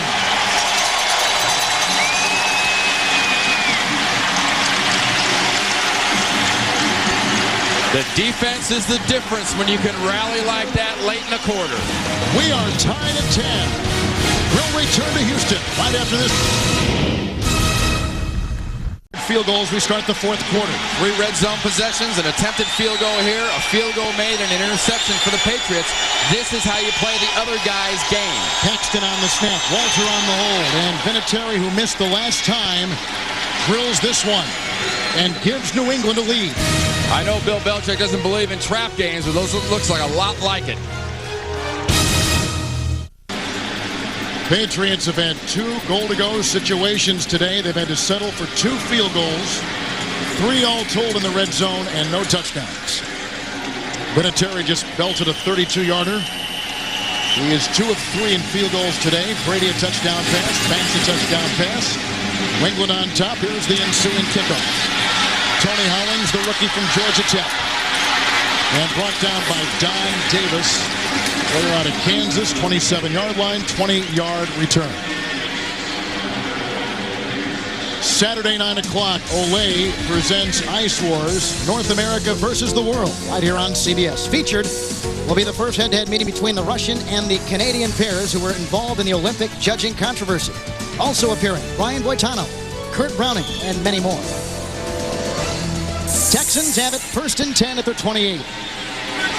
You've got to continue to involve Andre Johnson. You gave him a little nibble, a little taste for that last touchdown. Keep him involved, Tony Banks. Banks 5 of 13, 40 yards, but he does have a touchdown pass. Hand off to Dominic Davis. Flying in, Ted Johnson, and I mean flying in. No gain on the play to the 28, 2nd down. Johnson's been out. He had a broken foot early in the season, missed a handful of games. Well, there's a difference between a young player and a veteran player. You can be coming off a broken foot, and you don't even care. Watch Ted Johnson and the way he scrapes off on support. I talked about scraping and support, how important. Over the top, through the guard, under the running back. This is a very diverse and extremely gifted group of linebackers that Bill Belichick has put together here in New England. 2nd down, they call it 10, 28-yard line. Vrabel on the move, as is Harrison, and the pocket crumbles, and down he goes. They sack him again for the 3rd time. Harrison was leading the charge, and this is an offense that has not allowed a lot of sacks this year as compared to last season. Well, part of the many things that this offense can do is give you so many different looks and so many different blitz looks. Remember, you've got Harrison coming, you've got McGinnis coming. You're trying to free up your best receiver, Andre Johnson. You've got him in open, you got him in space, you can get him the ball. Yeah, but reality kind of stinks sometimes, doesn't it? Because you're bringing Harrison, you're bringing Brewski, you're bringing McGinnis. You're giving him so many different looks. He has to look at the rush and not at his receiver. Plecko's on the line, 5 in the secondary, 3rd and 12. Back at the 26 for Banks. Hit as he throws, it's a pop fly, and it's dropped. Incomplete. Jabbar Gaffney had it, dropped it, and the Texans 3 and out. And Tony Banks getting up off the ground kind of had that, where in the heck did that come from look? When you're a quarterback and you're back there in the pocket, you're not expecting your arm to be grabbed there at the last second. McGinnis does a nice job of reaching around the backside and just getting a piece of Tony Banks. Tyrone Poole is back to get this punt. Last time it was Kevin Falk. Chad Stanley to punt for the Houston Texans. In the 4th quarter, Patriots have won 8 of their last 9, including 6 in a row. Texans have won 2 of 3. Setting up a return here, doubling the Gunners. Great punt by Stanley. Poole from the 24. Finds a seam. Then is belted by Shante Orr. 2nd NFL game. Just off the practice squad, a terrific tackle. Timeout. The NFL on CBS is sponsored by IBM, official information technology partner of the NFL. Pizza Hut. Try the bold, robust flavor of the Sicilian pizza from Pizza Hut. Gather around the good stuff. And by Budweiser. Grab a cold, fresh Budweiser. It's game time. Texans just punted. Brady's got a touchdown pass. He has thrown 2 interceptions. Vinatieri 2 field goals. After the Texans punt, 42-yard line, 1st and 10. Brady. And a quick handoff, which doesn't produce that much. And that was from Kevin Falk, our first trip to New York in Jim Nance. All right, thank you so much, Kevin and Randy. And how about the Bills today? They had gone 45 drives between touchdowns, and now they're in for the second time today. It's Sammy Morris for the 14-3 lead 2 minutes into the fourth quarter. Let's go back to you. You know what's interesting is Drew Bledsoe in quarterbacking the Bills and the Patriots 11-4 lifetime against the Indianapolis Colts. Second down and 7 from the 45. Brady across the middle. Kevin Falk gets away from Foreman. Has a first down, swerving his way to the 43-yard line. Tackled by Clemens and hit by Sharper. Gain of 12. Here's Chuck Foreman. And his son playing a little linebacker here today. Jay Foreman. You know, Chuck Foreman was the first running back in this league that kind of made it all right for backs to also catch passes, to be versatile and well-rounded. I played with the guy that I think set the early standard, Roger Craig, back in '85, going for 1,000 and 1,000. But Foreman kind of broke all that territory to say, hey, look, it's okay for running backs to catch passes. Two down linemen. First and 10, 43-yard line of the Texans. Kevin Falk to the Patriots. Runs his way into Jerry DeLoach and picks up 3 to the 40-yard line. It'll be second down. Wednesday on a special night for Survivor. One castaway will deceive the entire tribe in the biggest Survivor lie ever. And one player will win immunity only to have it stripped away. Don't miss an all-new Survivor. A special night, Wednesday, 8, 7 Central on CBS. Yeah, I'll say it again. It's got to be the curly-haired blonde guy. He's got to be the rat. It wouldn't be a stretch. That'd be typecasting. Back to the base defense for the Texans. 40-yard line for New England. Second down and 7. Kevin Falk, blocked by Graham, gets away from DeLoach. He leaps into the air, over Sharper and out of bounds, shy of a first down by a couple on a gain of 2. Yeah, Kevin, I mentioned the term trap game, and I know when I asked Belichick that, he went kind of nuts, like, that's baloney, that doesn't exist. Well, it doesn't exist to coaches. Coaches are so focused on what they do, I think that, you know, there's no such thing as a trap going game to game. Now, last week you played Dallas. Next week, you've got Indianapolis. Then you have Miami. These sandwich games like this for players can be great opportunities. You're not trying any less hard. Your focus, though, can be a little bit off. And against a team looking to upset you, like Houston is looking to do to New England, it can be the perfect opportunity. Give them a crack. Give them a break. They'll take advantage of it on you. Texans had some defensive personnel problems. They've taken a timeout.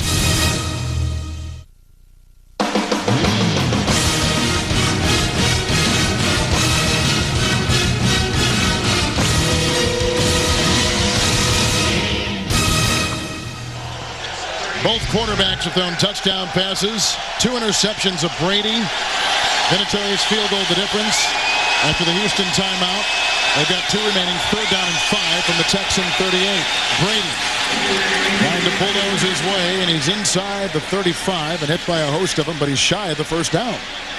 Another sneak, and that was for a long one. That looks like you're trying to sneak for half a yard. He had 7 on his first sneak today, but that one did not produce nearly that much. Well, when the coaches look from upstairs, look at this gap.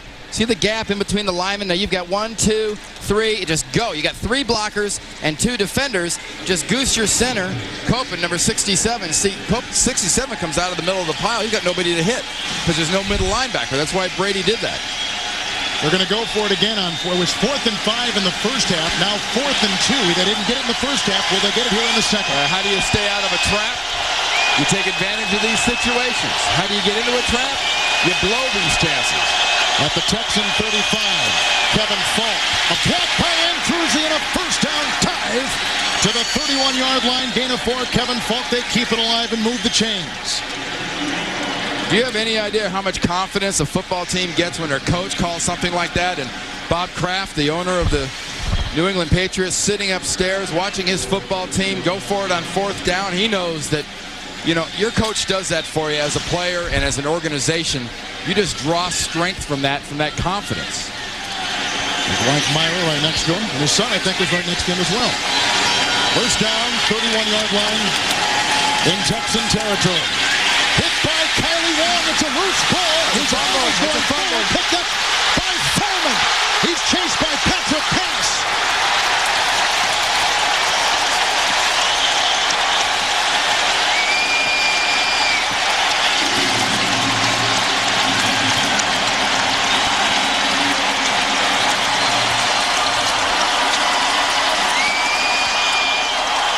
His arm was going forward, but was it cocked and knocked away when it was cocked and ready to throw? Anytime you see Tom Brady do this, you're thinking back to the AFC Championship game in the snow and the famous tuck play. Where's the ball? That's got to be reviewed. That ball was back, but his arm started going forward. It's a question of when did the ball come out? Did it come out as he was putting his hand back? Watch the ball as his arm goes back. Back and gone. And Texans are getting on the ball and calling it quickly.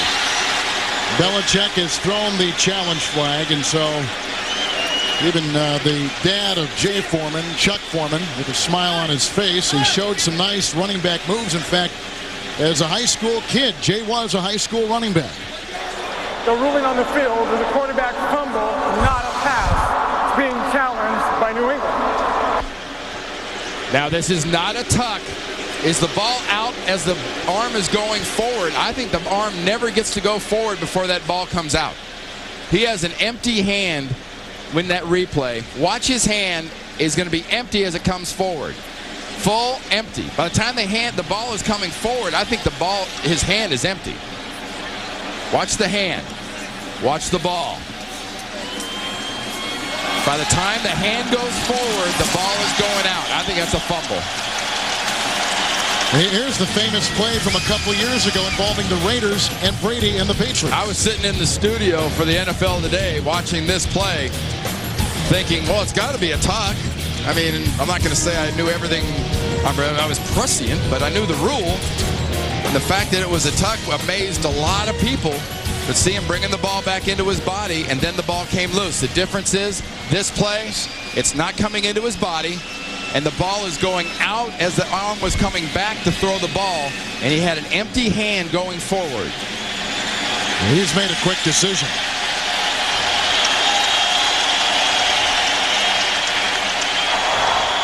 After reviewing the play, the ruling on the field is correct. A fumble. Tom Brady has turned it over 3 times today. With their second team timeout. And as inflating as a big 4th down going for it play can be for a football team, a play like this can be equally as deflating. It is clearly out as the hand comes forward. That's what the official will be looking at, is the hand got ball in it as it comes forward. Never had the ball in it as the hand was coming forward. The play like that just deflates an offense.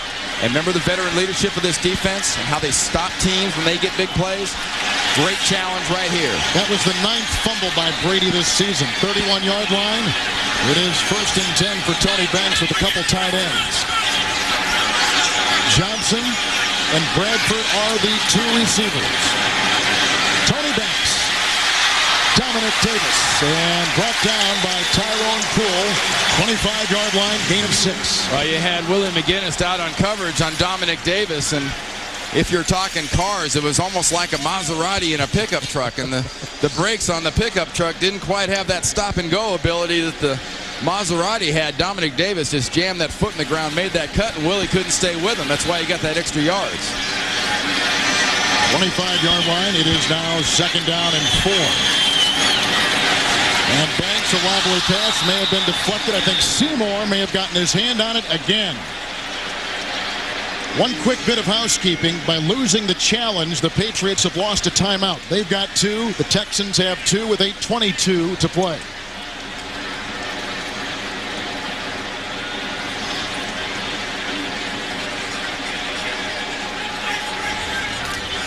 Patriots will line up with a base defense. And Kevin, this is well inside field goal range for Chris Brown. 43 yards from here. From the Patriot 25, 3rd and 4, and they blow that dead. Offense, number 69, 5-yard, 3rd down. Check that. That'll be a 48-yard field goal from this spot. 2nd penalty today on Houston. There's Kylie Wong. He knocked the ball away. There's Chester Pitts. See that little flinch, that right side flinch. That's all it takes. Especially you got just the 5 linemen sitting there, nothing else to look at but the guys on the end. Houston has missed their last 6 third downs. 3rd and 9.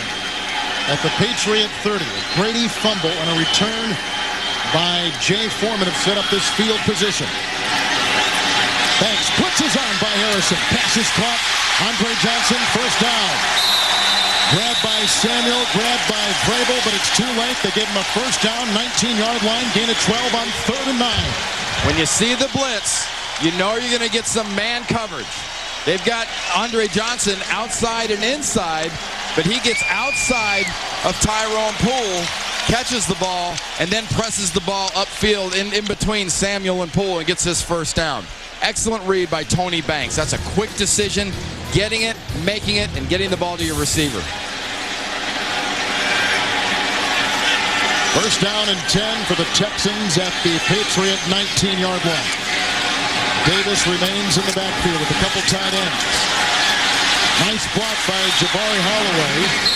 And the tackle was made by Wilson after a gain of 2 near the 15. And Willie McGinnis is complaining because he thinks the tackle was made by Jabari Holloway on the block.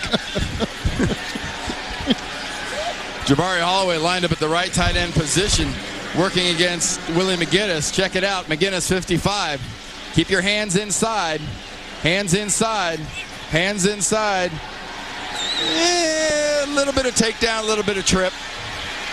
Usually a side judge like that will see that kind of motion, the guy going down. He'll call holding on that. Second down, 8. Texans at the Patriots 16. Blitzes on by Vrabel. Passes away. Banks. Touchdown. Billy Miller, the tight end.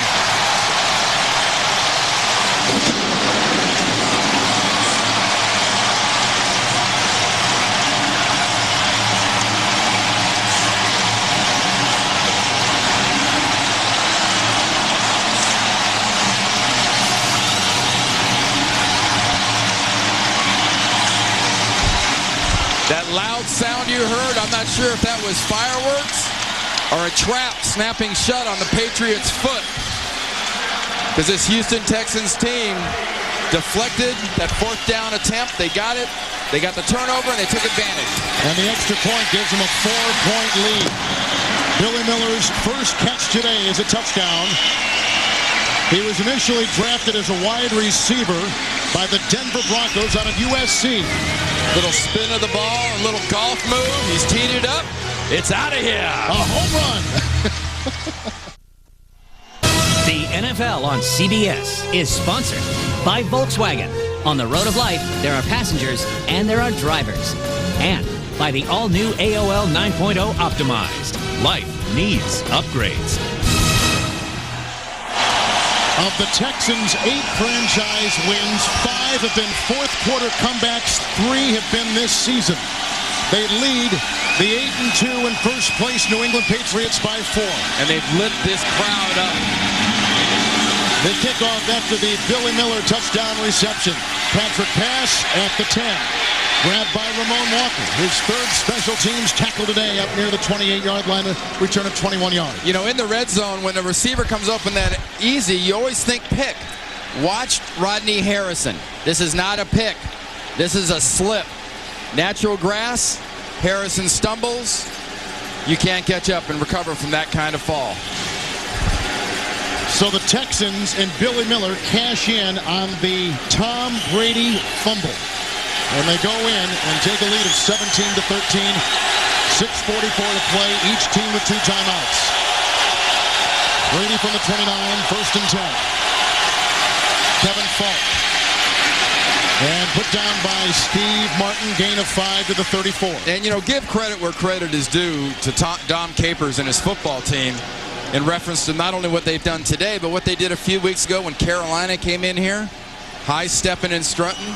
Dom Capers' team knocked him off. They knocked off Buffalo last week in Buffalo, which I don't care how Drew Bledsoe on that offense is playing. It's always tough.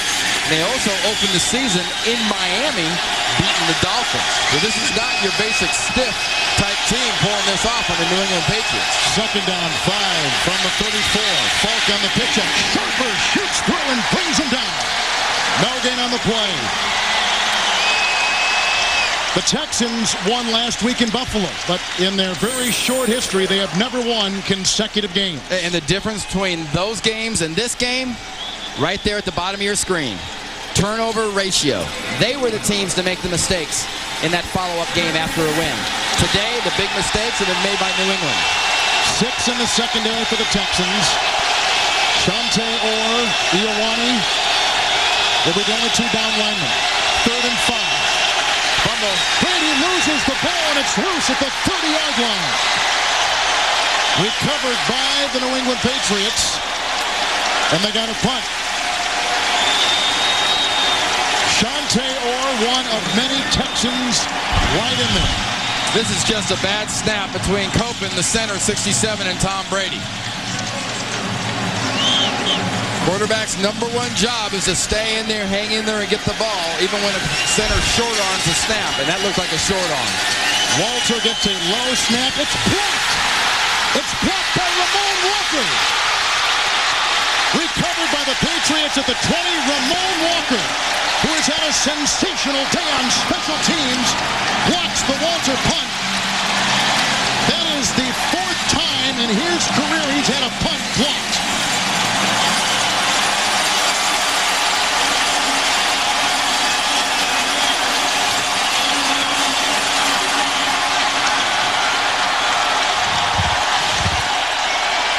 Coming around, comes off the block. Inside shoulder of Bruschi, extends. That is classic. Look at the extension. For you young football players out there, he went to where the ball was going to be, not to where Walter was going to kick the ball. Where was the ball going to be after it hit his foot? Texans take over, 20-yard line of New England.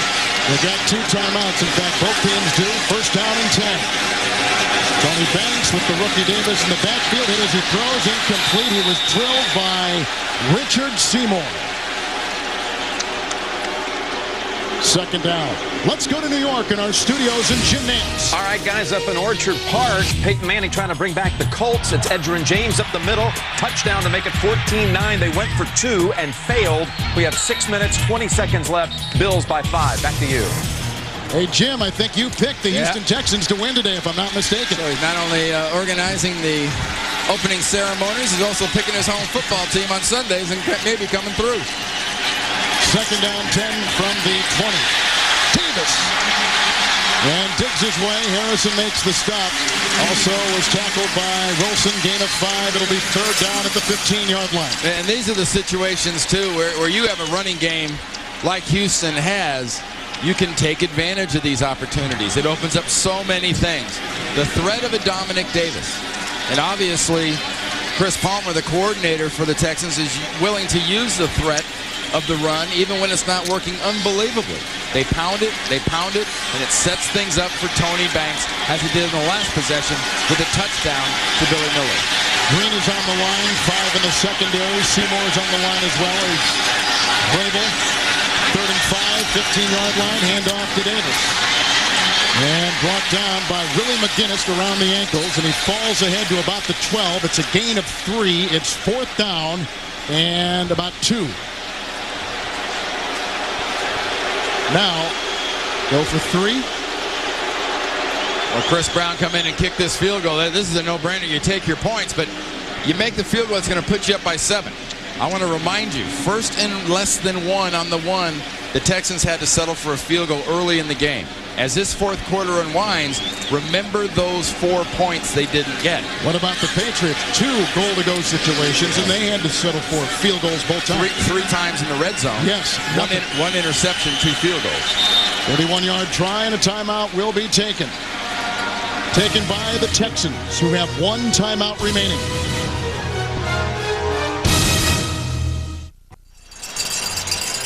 The longest current winning streak in the NFL is held by the New England Patriots. They've won 6 straight. It is in danger of falling. They trail 17-13. And the Texans are lining up for a 31-yard field goal from Chris Brown. Don't worry about the fake. Nothing but linebackers and tackles in the receiver positions. Bad snap. Held cleanly after it was put down by the punter. And now a fight after the play, and a helmet is lost. There was some shoving after the play. Pittman was the one to snap it, and it was a bad snap, but luckily Chad Stanley held it. Got it off the ground and put it up. You can watch it again. Well, actually, the snap is right up over the hold position, about a foot off the ground. It's about as good as you could ask for a snap. I just think it was more of a fumbled hold than anything else. Of course, I could be prejudiced being a former snapper. Well, it was long. Tonight on CBS, if you find it hard to believe that more Americans watch adult entertainment than watch sporting events, you won't have a doubt about it after you watch 60 Minutes tonight. Then it's TV's most watched new drama, Cold Case, followed by Hallmark Hall of Fame's Fallen Angel, starring Gary Sinise tonight right here on CBS, America's most watched network.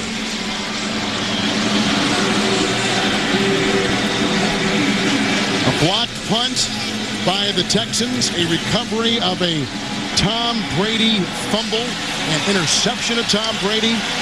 They've been very opportunistic today. Remember what we said, play your offense, play your game. For the New England Patriots, the offense has been kind of in sync, but this has not been a Patriot game. They have made the mistakes. They have gotten no touchdowns in the red zone. Of all those things, I think that is the one that will come back to haunt them the most in this game. Brown, after the 31-yard field goal, will boot it, and Patrick pass is deep end. This will be taken by Mike Cloud, who is up a little bit at the 11-yard line. Chased by Simmons. Hit by Ramon Walker and brought down again, and the flag is down on the field.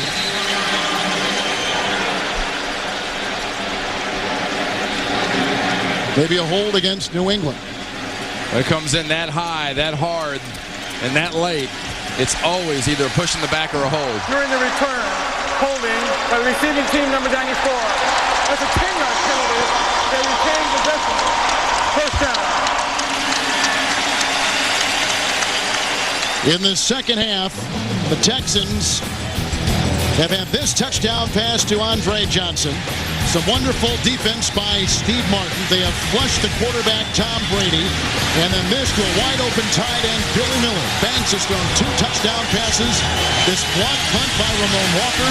All a part of a big day for the Texans against the team tied for the second-best record in the NFL, the 8-2 New England Patriots, who now take over after the penalty at the 20, 1st and 10. Tom Brady. And it's caught by Branch on a dive at the 33, a gain of 13 in front of Marcus Coleman and Kenny Wright. Having said all the positives you have again about the Texans' second half, if I was to pick probably a offense and I know a quarterback to guide this type of a comeback drive, it might be Tom Brady. He does not get flustered. He does not get flushed. He's very poised. 6 in the secondary. Brady 1st and 10. Down the middle he goes. Incomplete. He was looking for Branch. He was covered by Stevens and by Wright. 2nd down and 10. And it remains at the 33.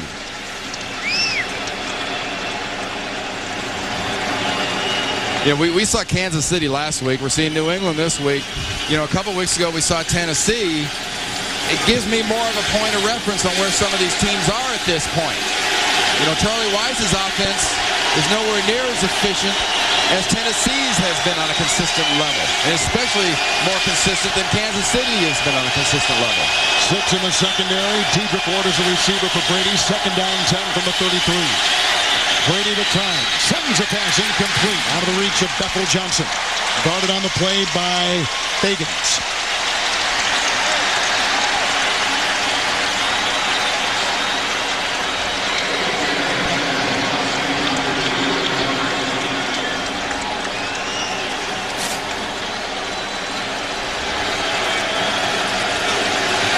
If you're familiar with Patriot football in clutch situations, in the past, it's Troy Brown. Where's Troy Brown? Last year it was where's David Patton? David Patton's at home. Troy Brown's hurt. It's Dedrick Ward and others. Branch and Bethel Johnson. Where's J.J. Stokes? 3rd down and 10. Here they come. Brady gets away. He's being chased by Sears. Being chased by Orr and throws caught downfield. Right across the tight end Graham. Inside the 35-yard line. A pickup of 33 and a first down to the now 34-yard line of the Texans. Well, you can be as flowery as you want talking about a quarterback, and you can talk about receivers and the scramble drill, and Daniel Graham finally caught a ball. This is about the job done by the 5 guys up front. This offensive line gives Tom Brady 7-8 seconds to throw this ball. That's how you get a guy wide open that late. That kind of protection. 2-minute warning. 2-minute warning, and the Patriots on the move with 1 timeout. Make it 2 timeouts for New England. Well, if you don't have a couple of real good receivers, what do you do if you're Tom Brady in this offense? Heck, give it to everybody. You spread it around to 8 different receivers. It'll be first down and 10 from the Texan 34. 2 defensive linemen, 2 linebackers rushing. You need that same kind of protection. Here comes Brady. Dumps it off to Falk. There's a block by Copeland. And Druzy wants to throw a block. Look at Falk. Pick and poke his way downfield inside the 15 to the 14-yard line. A 21-yard weaving catch and run. He had a 33-yarder earlier on this drive. You know, the Houston Texans defense knows darn well how good a screening team New England is, and yet they run it successfully again. Good job out front by Woody, and Druzy gets set up by Falk. You get good blocking downfield by Bethel Johnson, who's had his best game as a pro. Yeah, you got the formula. You're putting together what you need to do. You got 1:50 left. You got 1 timeout, and you're down by 7. J.J. Stokes at the bottom of your screen. 14-yard line. First down and 10. Brady going short, incomplete. Stokes had the ball land at his feet. By our count, that is only the 2nd play that Stokes has been in the game. The first time, he caught a long pass to J.J. Stokes of 31 yards. Well, if you're Charlie Weiss, I mean, there's a limited number of plays a guy like Stokes knows, though. Exactly. You know, we already know he knows 1 play. You go down the sideline long. Another one that's easy to play even with a new player, and he's different for a New England receiver. You don't have many guys, or you don't have any guys with that kind of height, that kind of jumping ability. You can throw the fade, the old alley-oop over shorter defensive backs, and Glenn's only about 5'9". 6 in the secondary. 2nd down and 10. Across the middle it goes to Branch. Brought down by Foreman. Gain of 4 to the 9-yard line. Patriots 2 timeouts as the clock continues to tick. Houston with 1 timeout remaining. Well, you got the timeouts. You also got 2 downs here. Look how cool and calm Brady is. Well, you know, that's NFL quarterbacking. That's what impresses you most right now about Steve McNair and how well he's playing quarterback for Tennessee is he almost doesn't even have a pulse. 3rd and 6 at the 9. Handoff. Falk. And slashing his way inside the 5. Then tackled by Foreman. This is going to be close, Kevin. Gain of 5. He had to get inside the 4. They're going to have to measure this, I think. And stop the clock when they measure. But it's running right now. This is just about at the 4-yard line, and Mike Carey is going to have to measure this ball.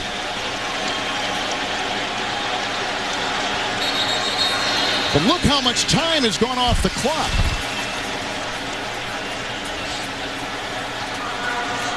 And Falk gets up there.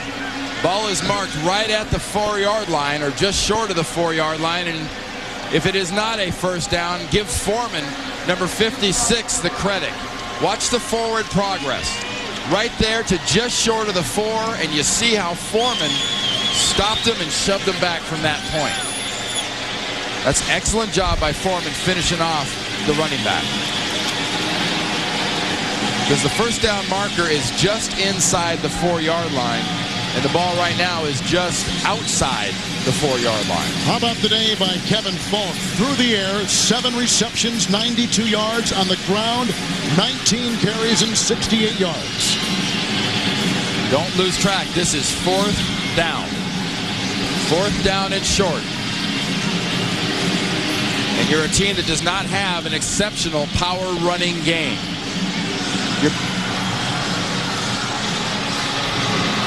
New England Patriots have the longest winning streak in the NFL. They lead the AFC East by 2 games over Miami. Their quarterback today, Tom Brady, has thrown a touchdown pass. He has turned it over 3 times.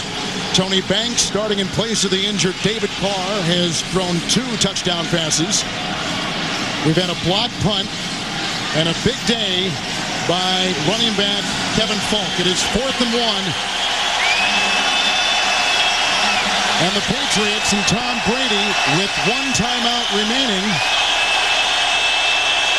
A visit with Charlie Weiss, the offensive coordinator, on the sideline to make sure they've got this all-important 4th and 1 play ready to go. They have Dan Klecko in at fullback. As close as you get to power football, this is it for the Pats.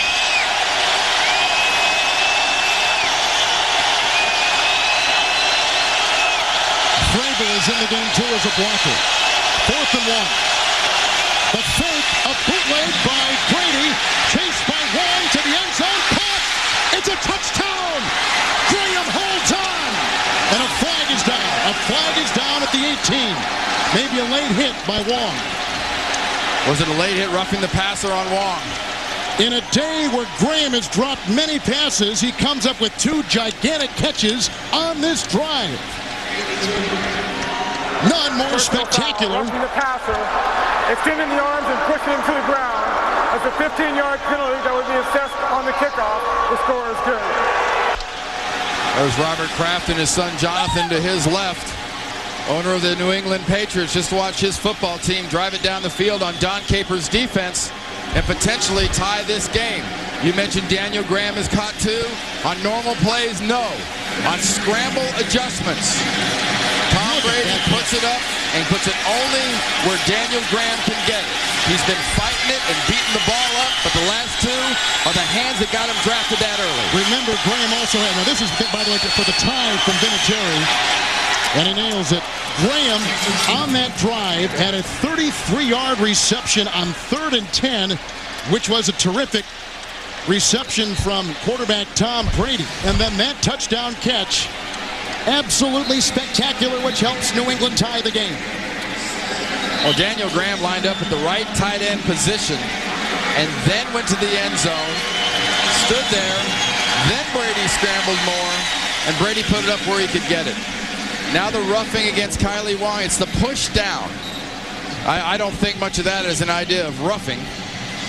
But remember, we take care of the quarterbacks in the NFL at all costs. But the poise and the cool of Tom Brady in this offense comes through in the clutch on ad-lib plays on Don Capers' defense. Knew they had him in a bad position, but sometimes when you get quarterbacks like that in bad positions and when you should really start worrying, because that's when they can take your heart out. 40 seconds, Kevin, to go in this football game. You've got 1 timeout if you're the Texans. Remember now, we're going to be kicking from the 45-yard line because of the penalty on Kylie Wong.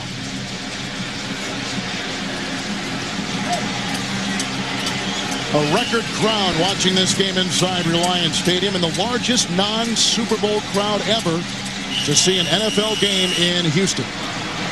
Tony Hollings is back in the end zone, and the kickoff by Adam Vinatieri after the touchdown pass.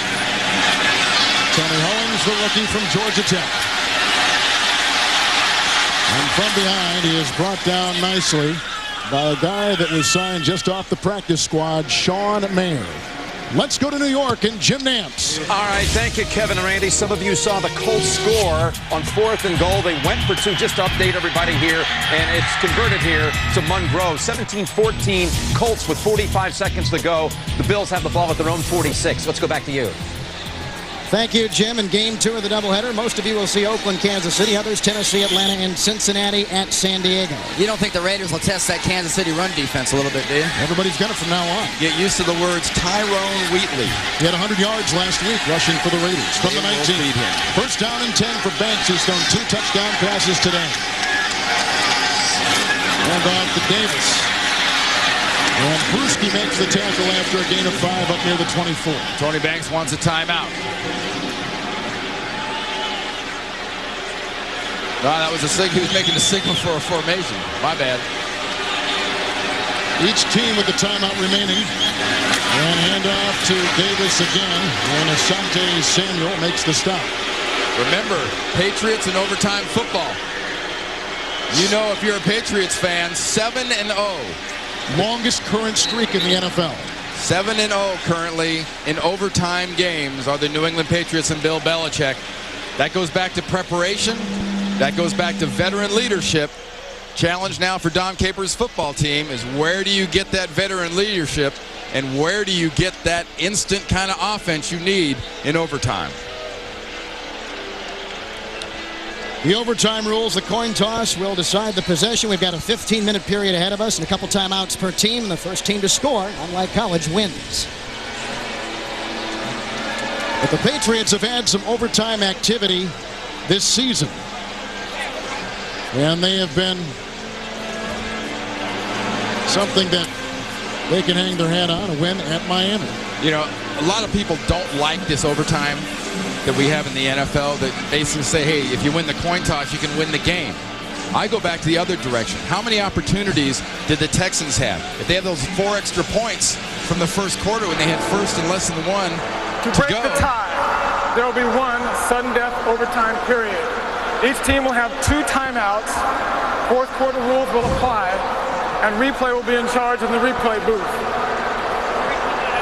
This is heads, that is tails. That's what I want, tails. Tails, they call. I'll let it hit the ground. That's definitive. Heads. Which goal? Which goal do you want to do? But Kevin, to clean up on that thought, you have plenty of chances to win in regulation. Bob McNair there, the owner of the Texans team. Did they waste those 4 points? Did New England waste points? Doesn't matter, we're in overtime. Tom Brady, 2 touchdown passes, 2 interceptions, and a fumble. Houston with Tony Banks and 2 touchdown passes.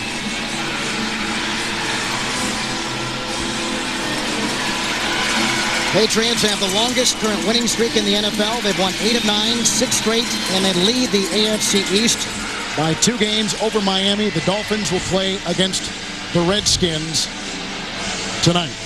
What is it with the Patriots in Super Bowl venues that makes for dramatic games? 2 years ago in that Superdome game against the Rams, Vinatieri wins it in overtime with a field goal, and home of the Super Bowl this year, and the Patriots are up to it again. Overtime kickoff by Vinatieri. Hollings is at the 3.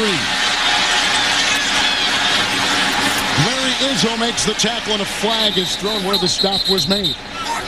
First special team stop by Izzo today. If this is against Houston, this is how you don't take advantage of winning the coin toss, because you're going to be backed up on a penalty. During the return, holding by the receiving team, number 53. That's a 10-yard penalty. They retain possession. First down. 53 is Shante Orr for the Texans. Here are the touchdowns today in what has been a very entertaining game. It began with Brady finding Bethel Johnson, the rookie, for his first career NFL touchdown. Andre Johnson with a great grab from Tony Banks, and then Banks again to the tight end, Billy Miller. And then this was an outstanding reception by Graham with the extra point that tied the game. We're in overtime. 1st and 10 from the 13 for Tony Banks. And Banks swings a pass, intercepted by Mike Vrabel. And he's brought down on the play by Todd Washington on the offensive line in for Vrabel. His 3rd, make it 4th career interception. Vrabel, just another one of the many linebackers on this football team for Bill Belichick's 34 defense. Athletic and with great hands, lined up at the outside linebacker on the right side of your screen. No pressure. 7th consecutive game the Patriots have made at least 1 interception. Banks looking the whole way there, trying to get that ball to Bradford. And underside, poaching as he tries to slip it to Bradford, is Mike Vrabel. Already well within Adam Vinatieri field goal range to win this in overtime. Antoine Smith in the backfield on 1st and 10, brought down by Corey Sears. A gain of about a yard to the 22. Both quarterbacks with 2 touchdown passes apiece. We're in overtime, and on the first possession in OT, Texan starting quarterback Tony Banks just threw an interception to Mike Vrabel. Patriots have it, 22-yard line of Houston. I go back to that holding penalty on the kickoff. Instead of having the ball over the 20-yard line, suddenly you're pushed back, you're backed up, it's a different situation. You do have a turnover. It puts the other team in such perfect position to kick a field goal and beat you in overtime. Smith in the backfield. 2nd down. Lead block by Patrick Cass, and he's brought down by Steve Martin, submarining to the 18, picking up 3 yards on the play. You know, people that do a lot of long-distance running refer to jogging and that as running for health. Well, right now, Dom Capers is watching Bill Belichick's football team kind of run for position. They're just running for position and team health. They're trying to get their kicker, Vinatieri, lined up in the perfect spot. Ball now on the right hash mark. What do you think the odds are this run is over the left tackle, which positions the ball right in the middle of the field? 3rd down and 6 at the 19. That's exactly where Brady takes it on a quarterback keeper, the 3rd sneak he's had today on the far hash mark. And there comes Adam Vinatieri. 14 game-winning field goals.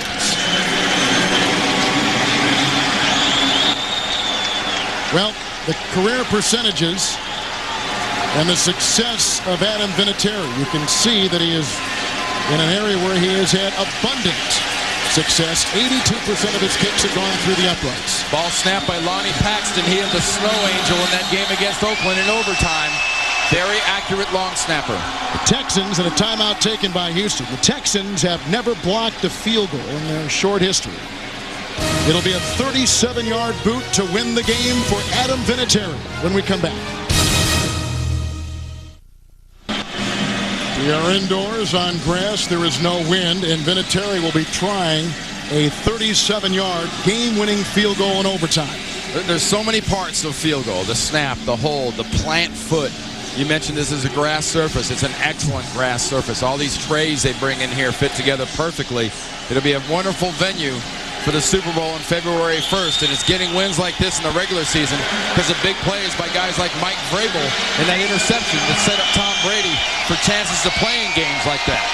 Vinatieri had a miss earlier in the game. His first miss ever indoors, hit the upright. This is to win it and put the Patriots at 9-2, the best start in the history of the franchise.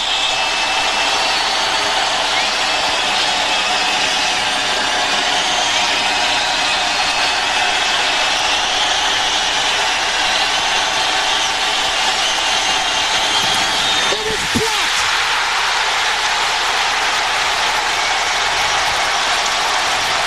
The first ever block of a field goal in the history of the Texan franchise.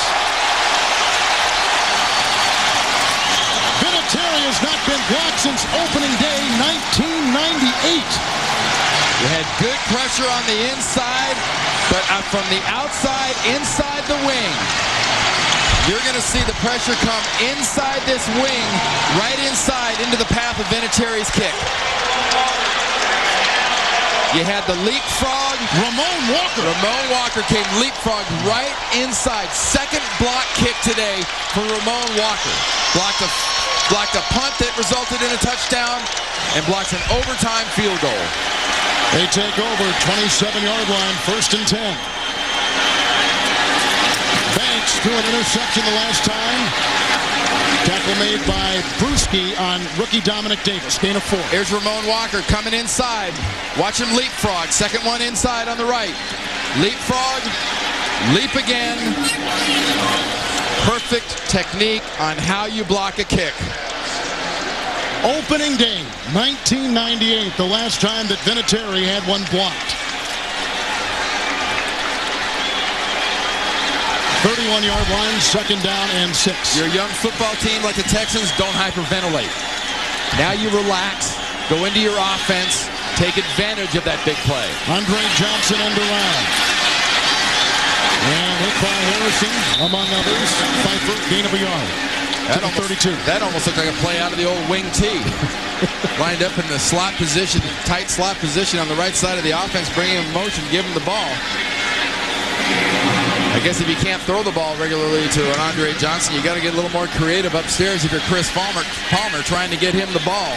He is the most important player, I think, on your offense, that you have to get the ball. To be a winning team consistently, they'll have to get the ball to Johnson.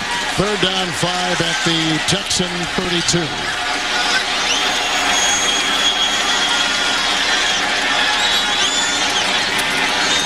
Banks. Caught. Corey Bradford. First down.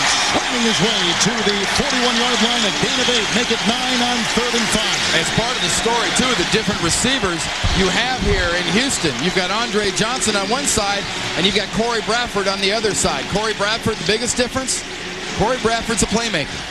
Corey Bradford will catch the ball after 7 yards and go 70 yards with it. He knows how to make the big plays. Base defense for the Patriots, 41-yard line. First down and 10 for the Texans. Tony Banks today starting for the injured David Carr. Blocked by Norris and a beautiful defensive play. Turned in. Roman Pfeiffer along with Willie McGinnis. A loss of 2.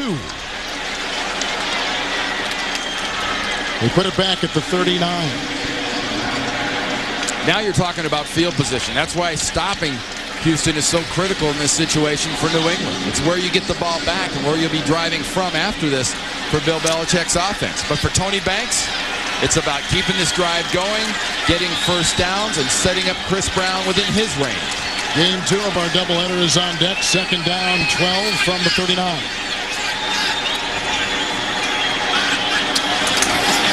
Banks to Davis. There's a block by Randall. Good-looking run by the rookie. Finally brought down by Ty Long. And Willie McGinnis to gain of 9. Nobody's bringing him down on that play. They might have stopped his forward progress. And a little update here on our playoff picture. Look how jumbled Indianapolis is. I mean, how jumbled this AFC playoff picture is. Colts won today in Buffalo. Baltimore is trailing by 10 to Seattle.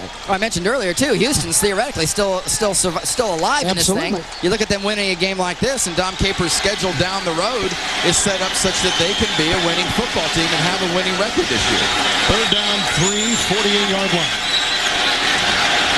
Still a base 34 defense for the New England Patriots, and a timeout is taken by the Texans. Houston is out of timeouts. New England has 2.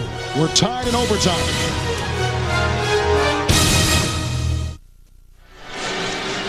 They'll take you to one of these 3 games once we are finished here in Houston, Texas.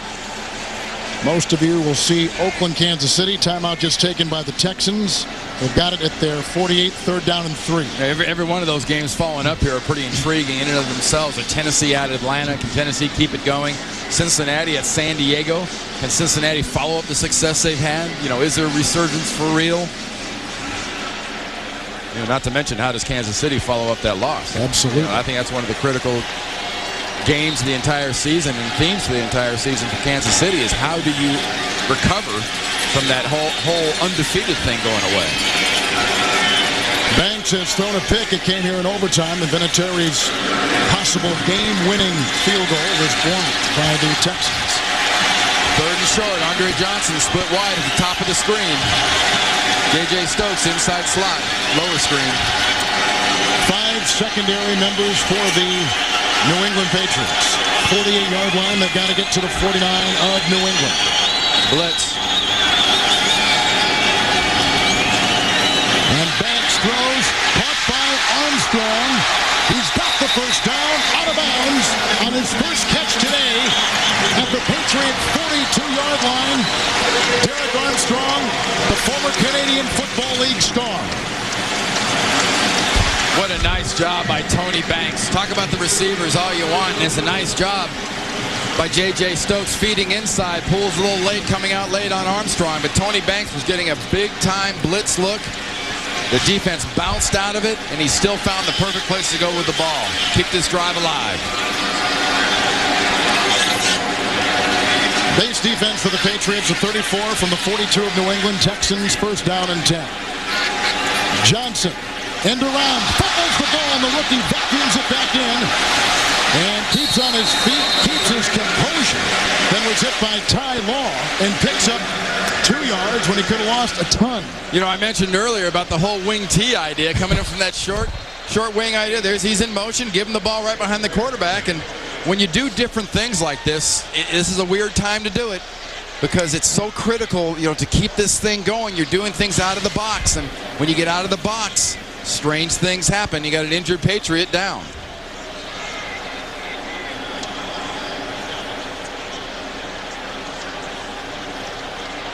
Rodney Harrison Injury timeout. In overtime, the Patriots and the Texans tied at 20.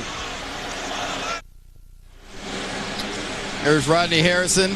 Andre Johnson. Watch Harrison's head right into the hip of Andre Johnson. Knocked him off balance and actually knocked him to the ground, but more than stunned the veteran safety. And Chris Brown ready to go. Right now you're looking at the outer limits of most kickers' range, being at about the 59-yard, list distance, but Chris Brown's got a long career of 58.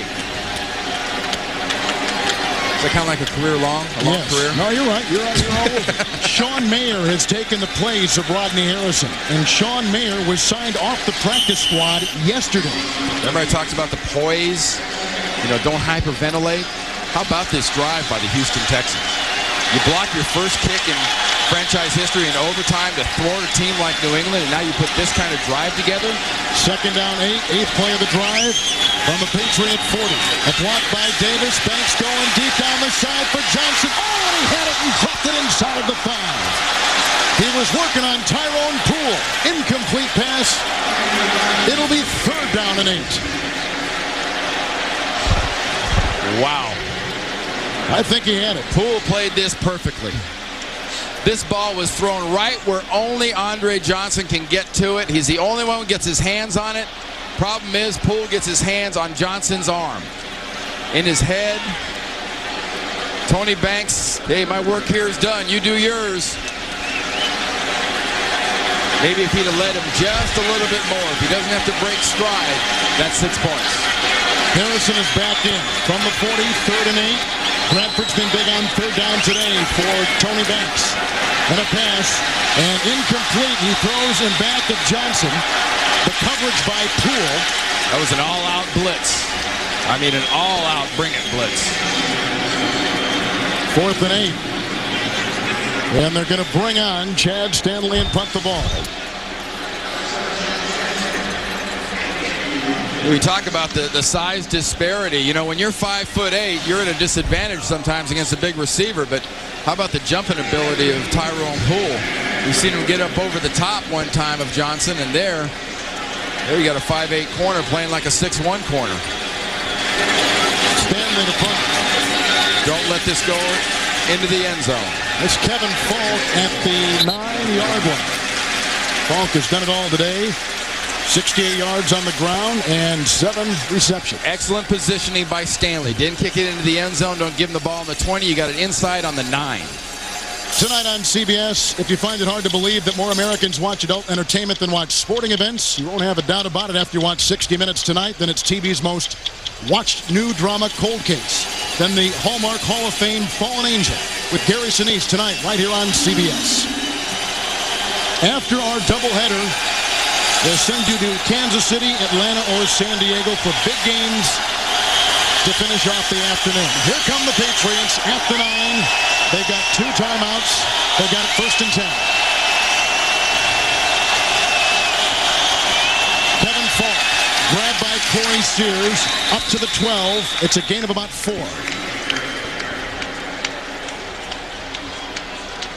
You saw that kind of bounce and that poise this Patriot offense had last possession. It's not the end of the game type situation. It's not trying to win it situation. Suddenly now you're backed up. A little bit different body language for Charlie Weiss's offense. A little more caution. 2nd down and long 6 outside the 12. It's Falk again. Upended, hit by Eric Brown. No gain on the play. 3rd down. Well, the Patriots and Dolphins were tied at 13 in overtime in Week 7. The Patriot quarterback Tom Brady hit Troy Brown an 82-yard touchdown, giving the Patriots a 19-13 win in South Florida. And this is an offense and a quarterback supposedly couldn't throw the ball long. Has come out just flinging it this year and proving it, but after 2 runs and 2 very conservative play calls, backed up, you're looking at some serious field position if you stop him here. 3rd down and 6, 13-yard line, Brady. Here comes Shankly.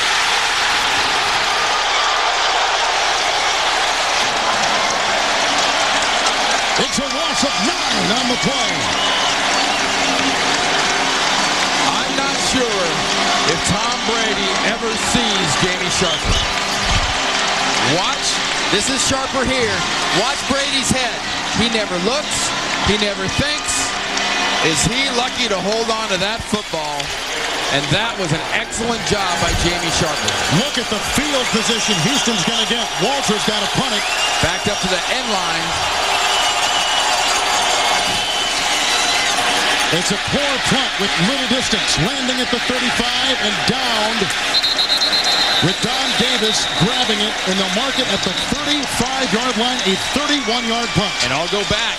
Last possession by the Patriots. You had those 2 runs in a row. A little bit less bounce of a feel. A little bit more of a conservative feel. They're paying for the conservative feel because right now they are inside of Chris Brown's field goal range. His career long is 55. The target line would be probably the 37, but right now they're at the 35-yard line. Well, now you're a first down away. You're first down away from playing some serious percentages. You're getting up into the 68 to 70% range when it comes to those kind of field goals. 35-yard line, 1st and 10 for Tony Banks. Right now it'd be a 53-yard field goal. Dominic Davison tackled on the play nicely there. Seymour and Willie McGinnis again. No gain on the play, 2nd down and 10. And how big was that change of possession yardage shift? 42-yard difference. You're talking about hidden yards all the time in football and hidden points, like the 4 points the Texans didn't have in the first quarter from that one drive. 42 yards different in field position. 2 tight ends. They've got Johnson and Gaffney as their wide receivers. Dominic Davis hit again and brought down. Yeah. And again, Willie McGinnis, who has been all over the field in the second half, throws him for a loss on the play of 5. Back to the 40. Now field goal range becomes a huge issue. Well, now you're looking at a 58-yard field goal. There's Willie McGinnis right there at the right linebacker position. And that's the nature of this defense. And if it wasn't McGinnis, it would have been Seymour, 93, getting penetration. That's why this defense is so good. It's not 1 or 2 guys. It's a whole host of guys. Now they've got 4 receivers deployed. The target line is the 37. That's just to get to his career long. Yes. Here they come. And Banks down the middle and just out of the reach of Andre Johnson. Well, the Patriots defense came through big right there. You had a 42-yard pickup on that change of position yardage. And the defense comes up big with 3 big plays. Bill Belichick's offense is going to get the ball again. And Stanley is challenged again as punting for Houston to pooch this correctly. Either kick it out of bounds or pooch it so it doesn't go into the end zone. Stanley and Kevin Falk will be allowed a fair catch at the 13-yard line. That was a horrible possession. With that kind of field goal. That was 2 pretty bad offensive possessions. Patriots before. Patriots the time before that with the 2 runs, and then the pass where Sharper splattered Brady, and then that last possession there by the Texans where, you know, it's overtime. Everything is compressed, including people's brains at times. In pressure situations, you have to look to the people that can really loosen up in a pressure situation. I played for the best there ever played in Joe Montana at quarterback, who between he and Bill Walsh, when things got the toughest, they got the best. This is the toughest. This is the challenge to be the best. Dedrick Ward, Branch out there. Bethel Johnson, 1st down and 10, and they dump it off to Falk. His 8th catch today from behind. Ioane brings him down, 29-yard line, 16-yard gain up to the 29. Boy, have these screens been the best deodorant for this New England offense? When things have been a little stinky and they've needed a little fresh air, they've gone to the screen pass today, and they've gone to Kevin Falk. And you look at the numbers he's putting up, over 100 yards receiving, 21 carries on the rushing game. They've gotten the functional running game. Now they need the big play offense late. 29, 1st and 10 for Tom Brady. Lofting it down the side for fault. Covered on the play by the linebacker Sharper, and a flag. In fact, 2 on the field. One early on a hold and one late. Yeah, it's going to be a hold defensively, was the call early coming off the line of scrimmage.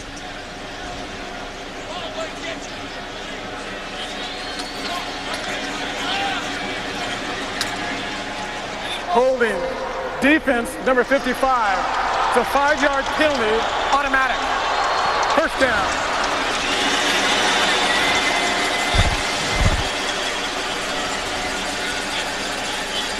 So the hold was early in the play. That flag went out right on the line of scrimmage. The hold was earlier. But regardless, a little bit of that bounces back. A little bit of that swagger's back in the offense for Tom Brady and the Patriots. Can you keep it, or can the Houston Texans come through again defensively? 35, first and 10. Here comes the blitz from Brown, and it's outside Dedrick Ward, and he makes the grab at the 40-yard line. 5-yard gain. Coverage by Aaron Glenn.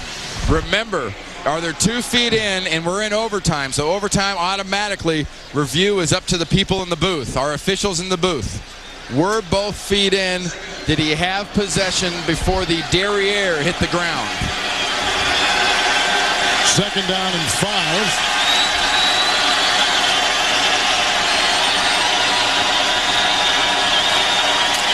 And Brady. And caught. Bethel Johnson at the 45-yard line. And a gain of 15 yards on the play and a first down for New England. Little retribution time for Adam Vinatieri after having that ball blocked in overtime earlier. The Texans are playing with the nickel secondary the entire drive so far for New England. Yep. There's the target line. About a first down away. 7 yards from his longest. 46-yard line for Brady. First and 10. Going long. Down the side and intercepted. Marlon McCree, a flag is down at the 23-yard line. Here's looking for Johnson. I'm not sure if anybody ever touched Marlon McCree down. I mean, the play's been stopped, but I don't think I ever saw anybody touch him down. Holding. Defense number 43. A 5-yard penalty, automatic. First down. That's Kenny Wright.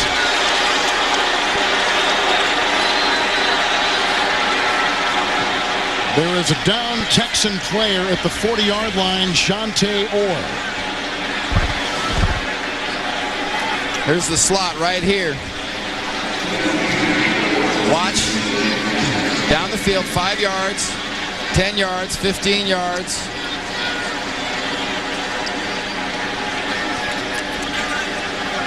That's who the call was played on. The call was against. But Deion Branch didn't exactly look held or impeded. They just had a cramp. Shante Orr is down. Patriots lead the AFC East over Miami. Houston third place, AFC South. Belichick's team has won 6 consecutive games, 8 of their last 9 coming into today. Watch, you're down the field, you're past the time you can hit. When there was some slight, almost pawing motion. Look on the left side of the screen. There's 43 right here. Another look at it, but I don't see much. I mean, Orr's up and he's walking off the field with a slight limp, but this is kind of turning roses into garlic for the Houston Texans. You've gone from an interception first down, to a holding penalty, and first down for Tom Brady and his offense. And now with the ball at the 41, you're looking at potentially a 59-yard field goal. So one more first down, and we've already learned there is no such thing as a safe field goal today. J.J. Stokes is on the top of your screen. First and 10, 41-yard line of the Texans. Brady and fires it incomplete, aiming for Ward. Coverage by Glenn, second down. Oh, he's lucky too. He fired it where he did. Aaron Glenn was just poaching on Dedrick Ward. just laid off, and as that ball, Tom Brady went into his throwing motion, Aaron Glenn broke on the ball. If he'd have thrown that ball to Dedrick Ward, it would have been intercepted. Glenn is hobbling. Playing with his strained groin today. It's week 11. Everybody's hobbling. Yes, that's right. Second down and 10. Stokes remains in the game. Ward is in there as well. From the Texan 41. 5 in the secondary for Houston. Pat Branch out of bounds with the tackle made by Kenny Wright. First down, 13-yard pickup to the 29-yard line of the Texans. Now you've got field goal in your back pocket, because the protection up front has enabled Tom Brady to sit in the pocket unimpeded, step into a throw, and deliver a bullet to Deion Branch. Remember, Deion Branch playing in this game, questionable coming in with a bad ankle, has put on a pretty gutsy performance himself. Troy Brown inactive today. They keep J.J. Stokes in the game. First down and 10, 29-yard line. Blitzes on. Brady dumps it out. Caught by Fourier. Grabbed by Wright as he digs his way inside the 20-yard line. It's a 10-yard pickup. It is a first down to the 18-yard line.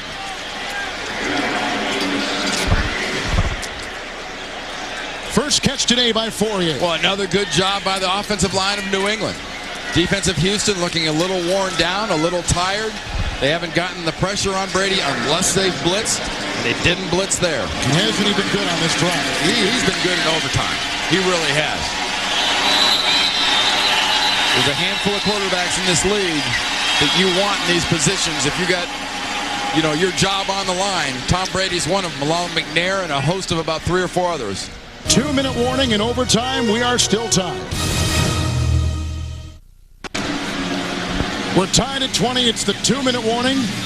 And it will be first and 10 at the Texan 18-yard line for Tom Brady. They took over on their 14 with 4:20 left in OT. 7th play of the drive is coming up. I think there's something to be said here for the New England Patriots to kind of position this ball in the middle of the field. It's first down, and kick this on either second or third down.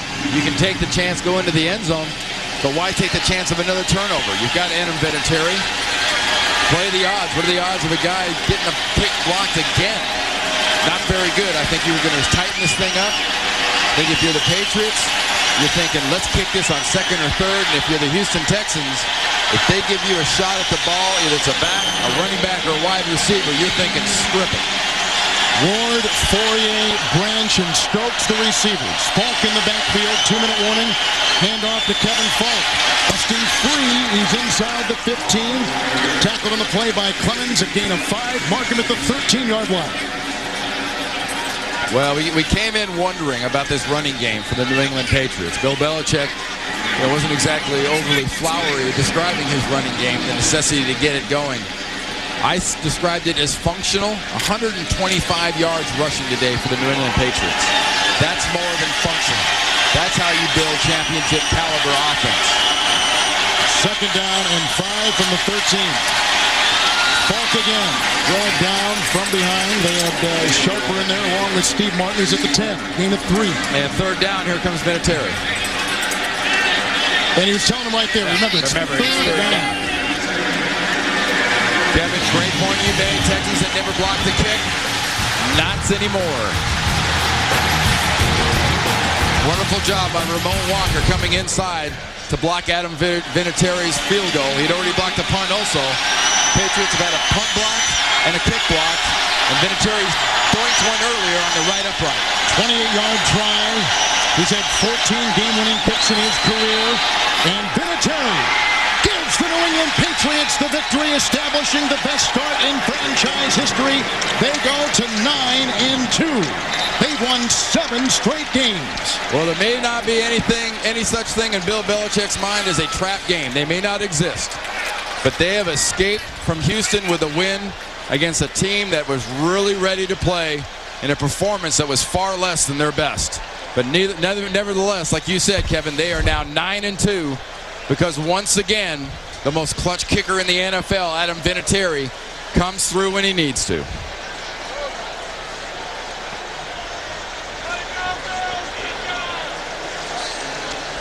Remember the last time he was trying, he had it blocked. That is his 3rd field goal today. that he hit. And the second overtime win this season and the 8th consecutive overtime victory, the longest current streak by any team in the NFL by the New England Patriots. And that picture there just tells you what a coach describes as how much they die, win or lose. Randy Cross and Marcus Allen, Kevin Harlan saying so long from Houston, where a record fell.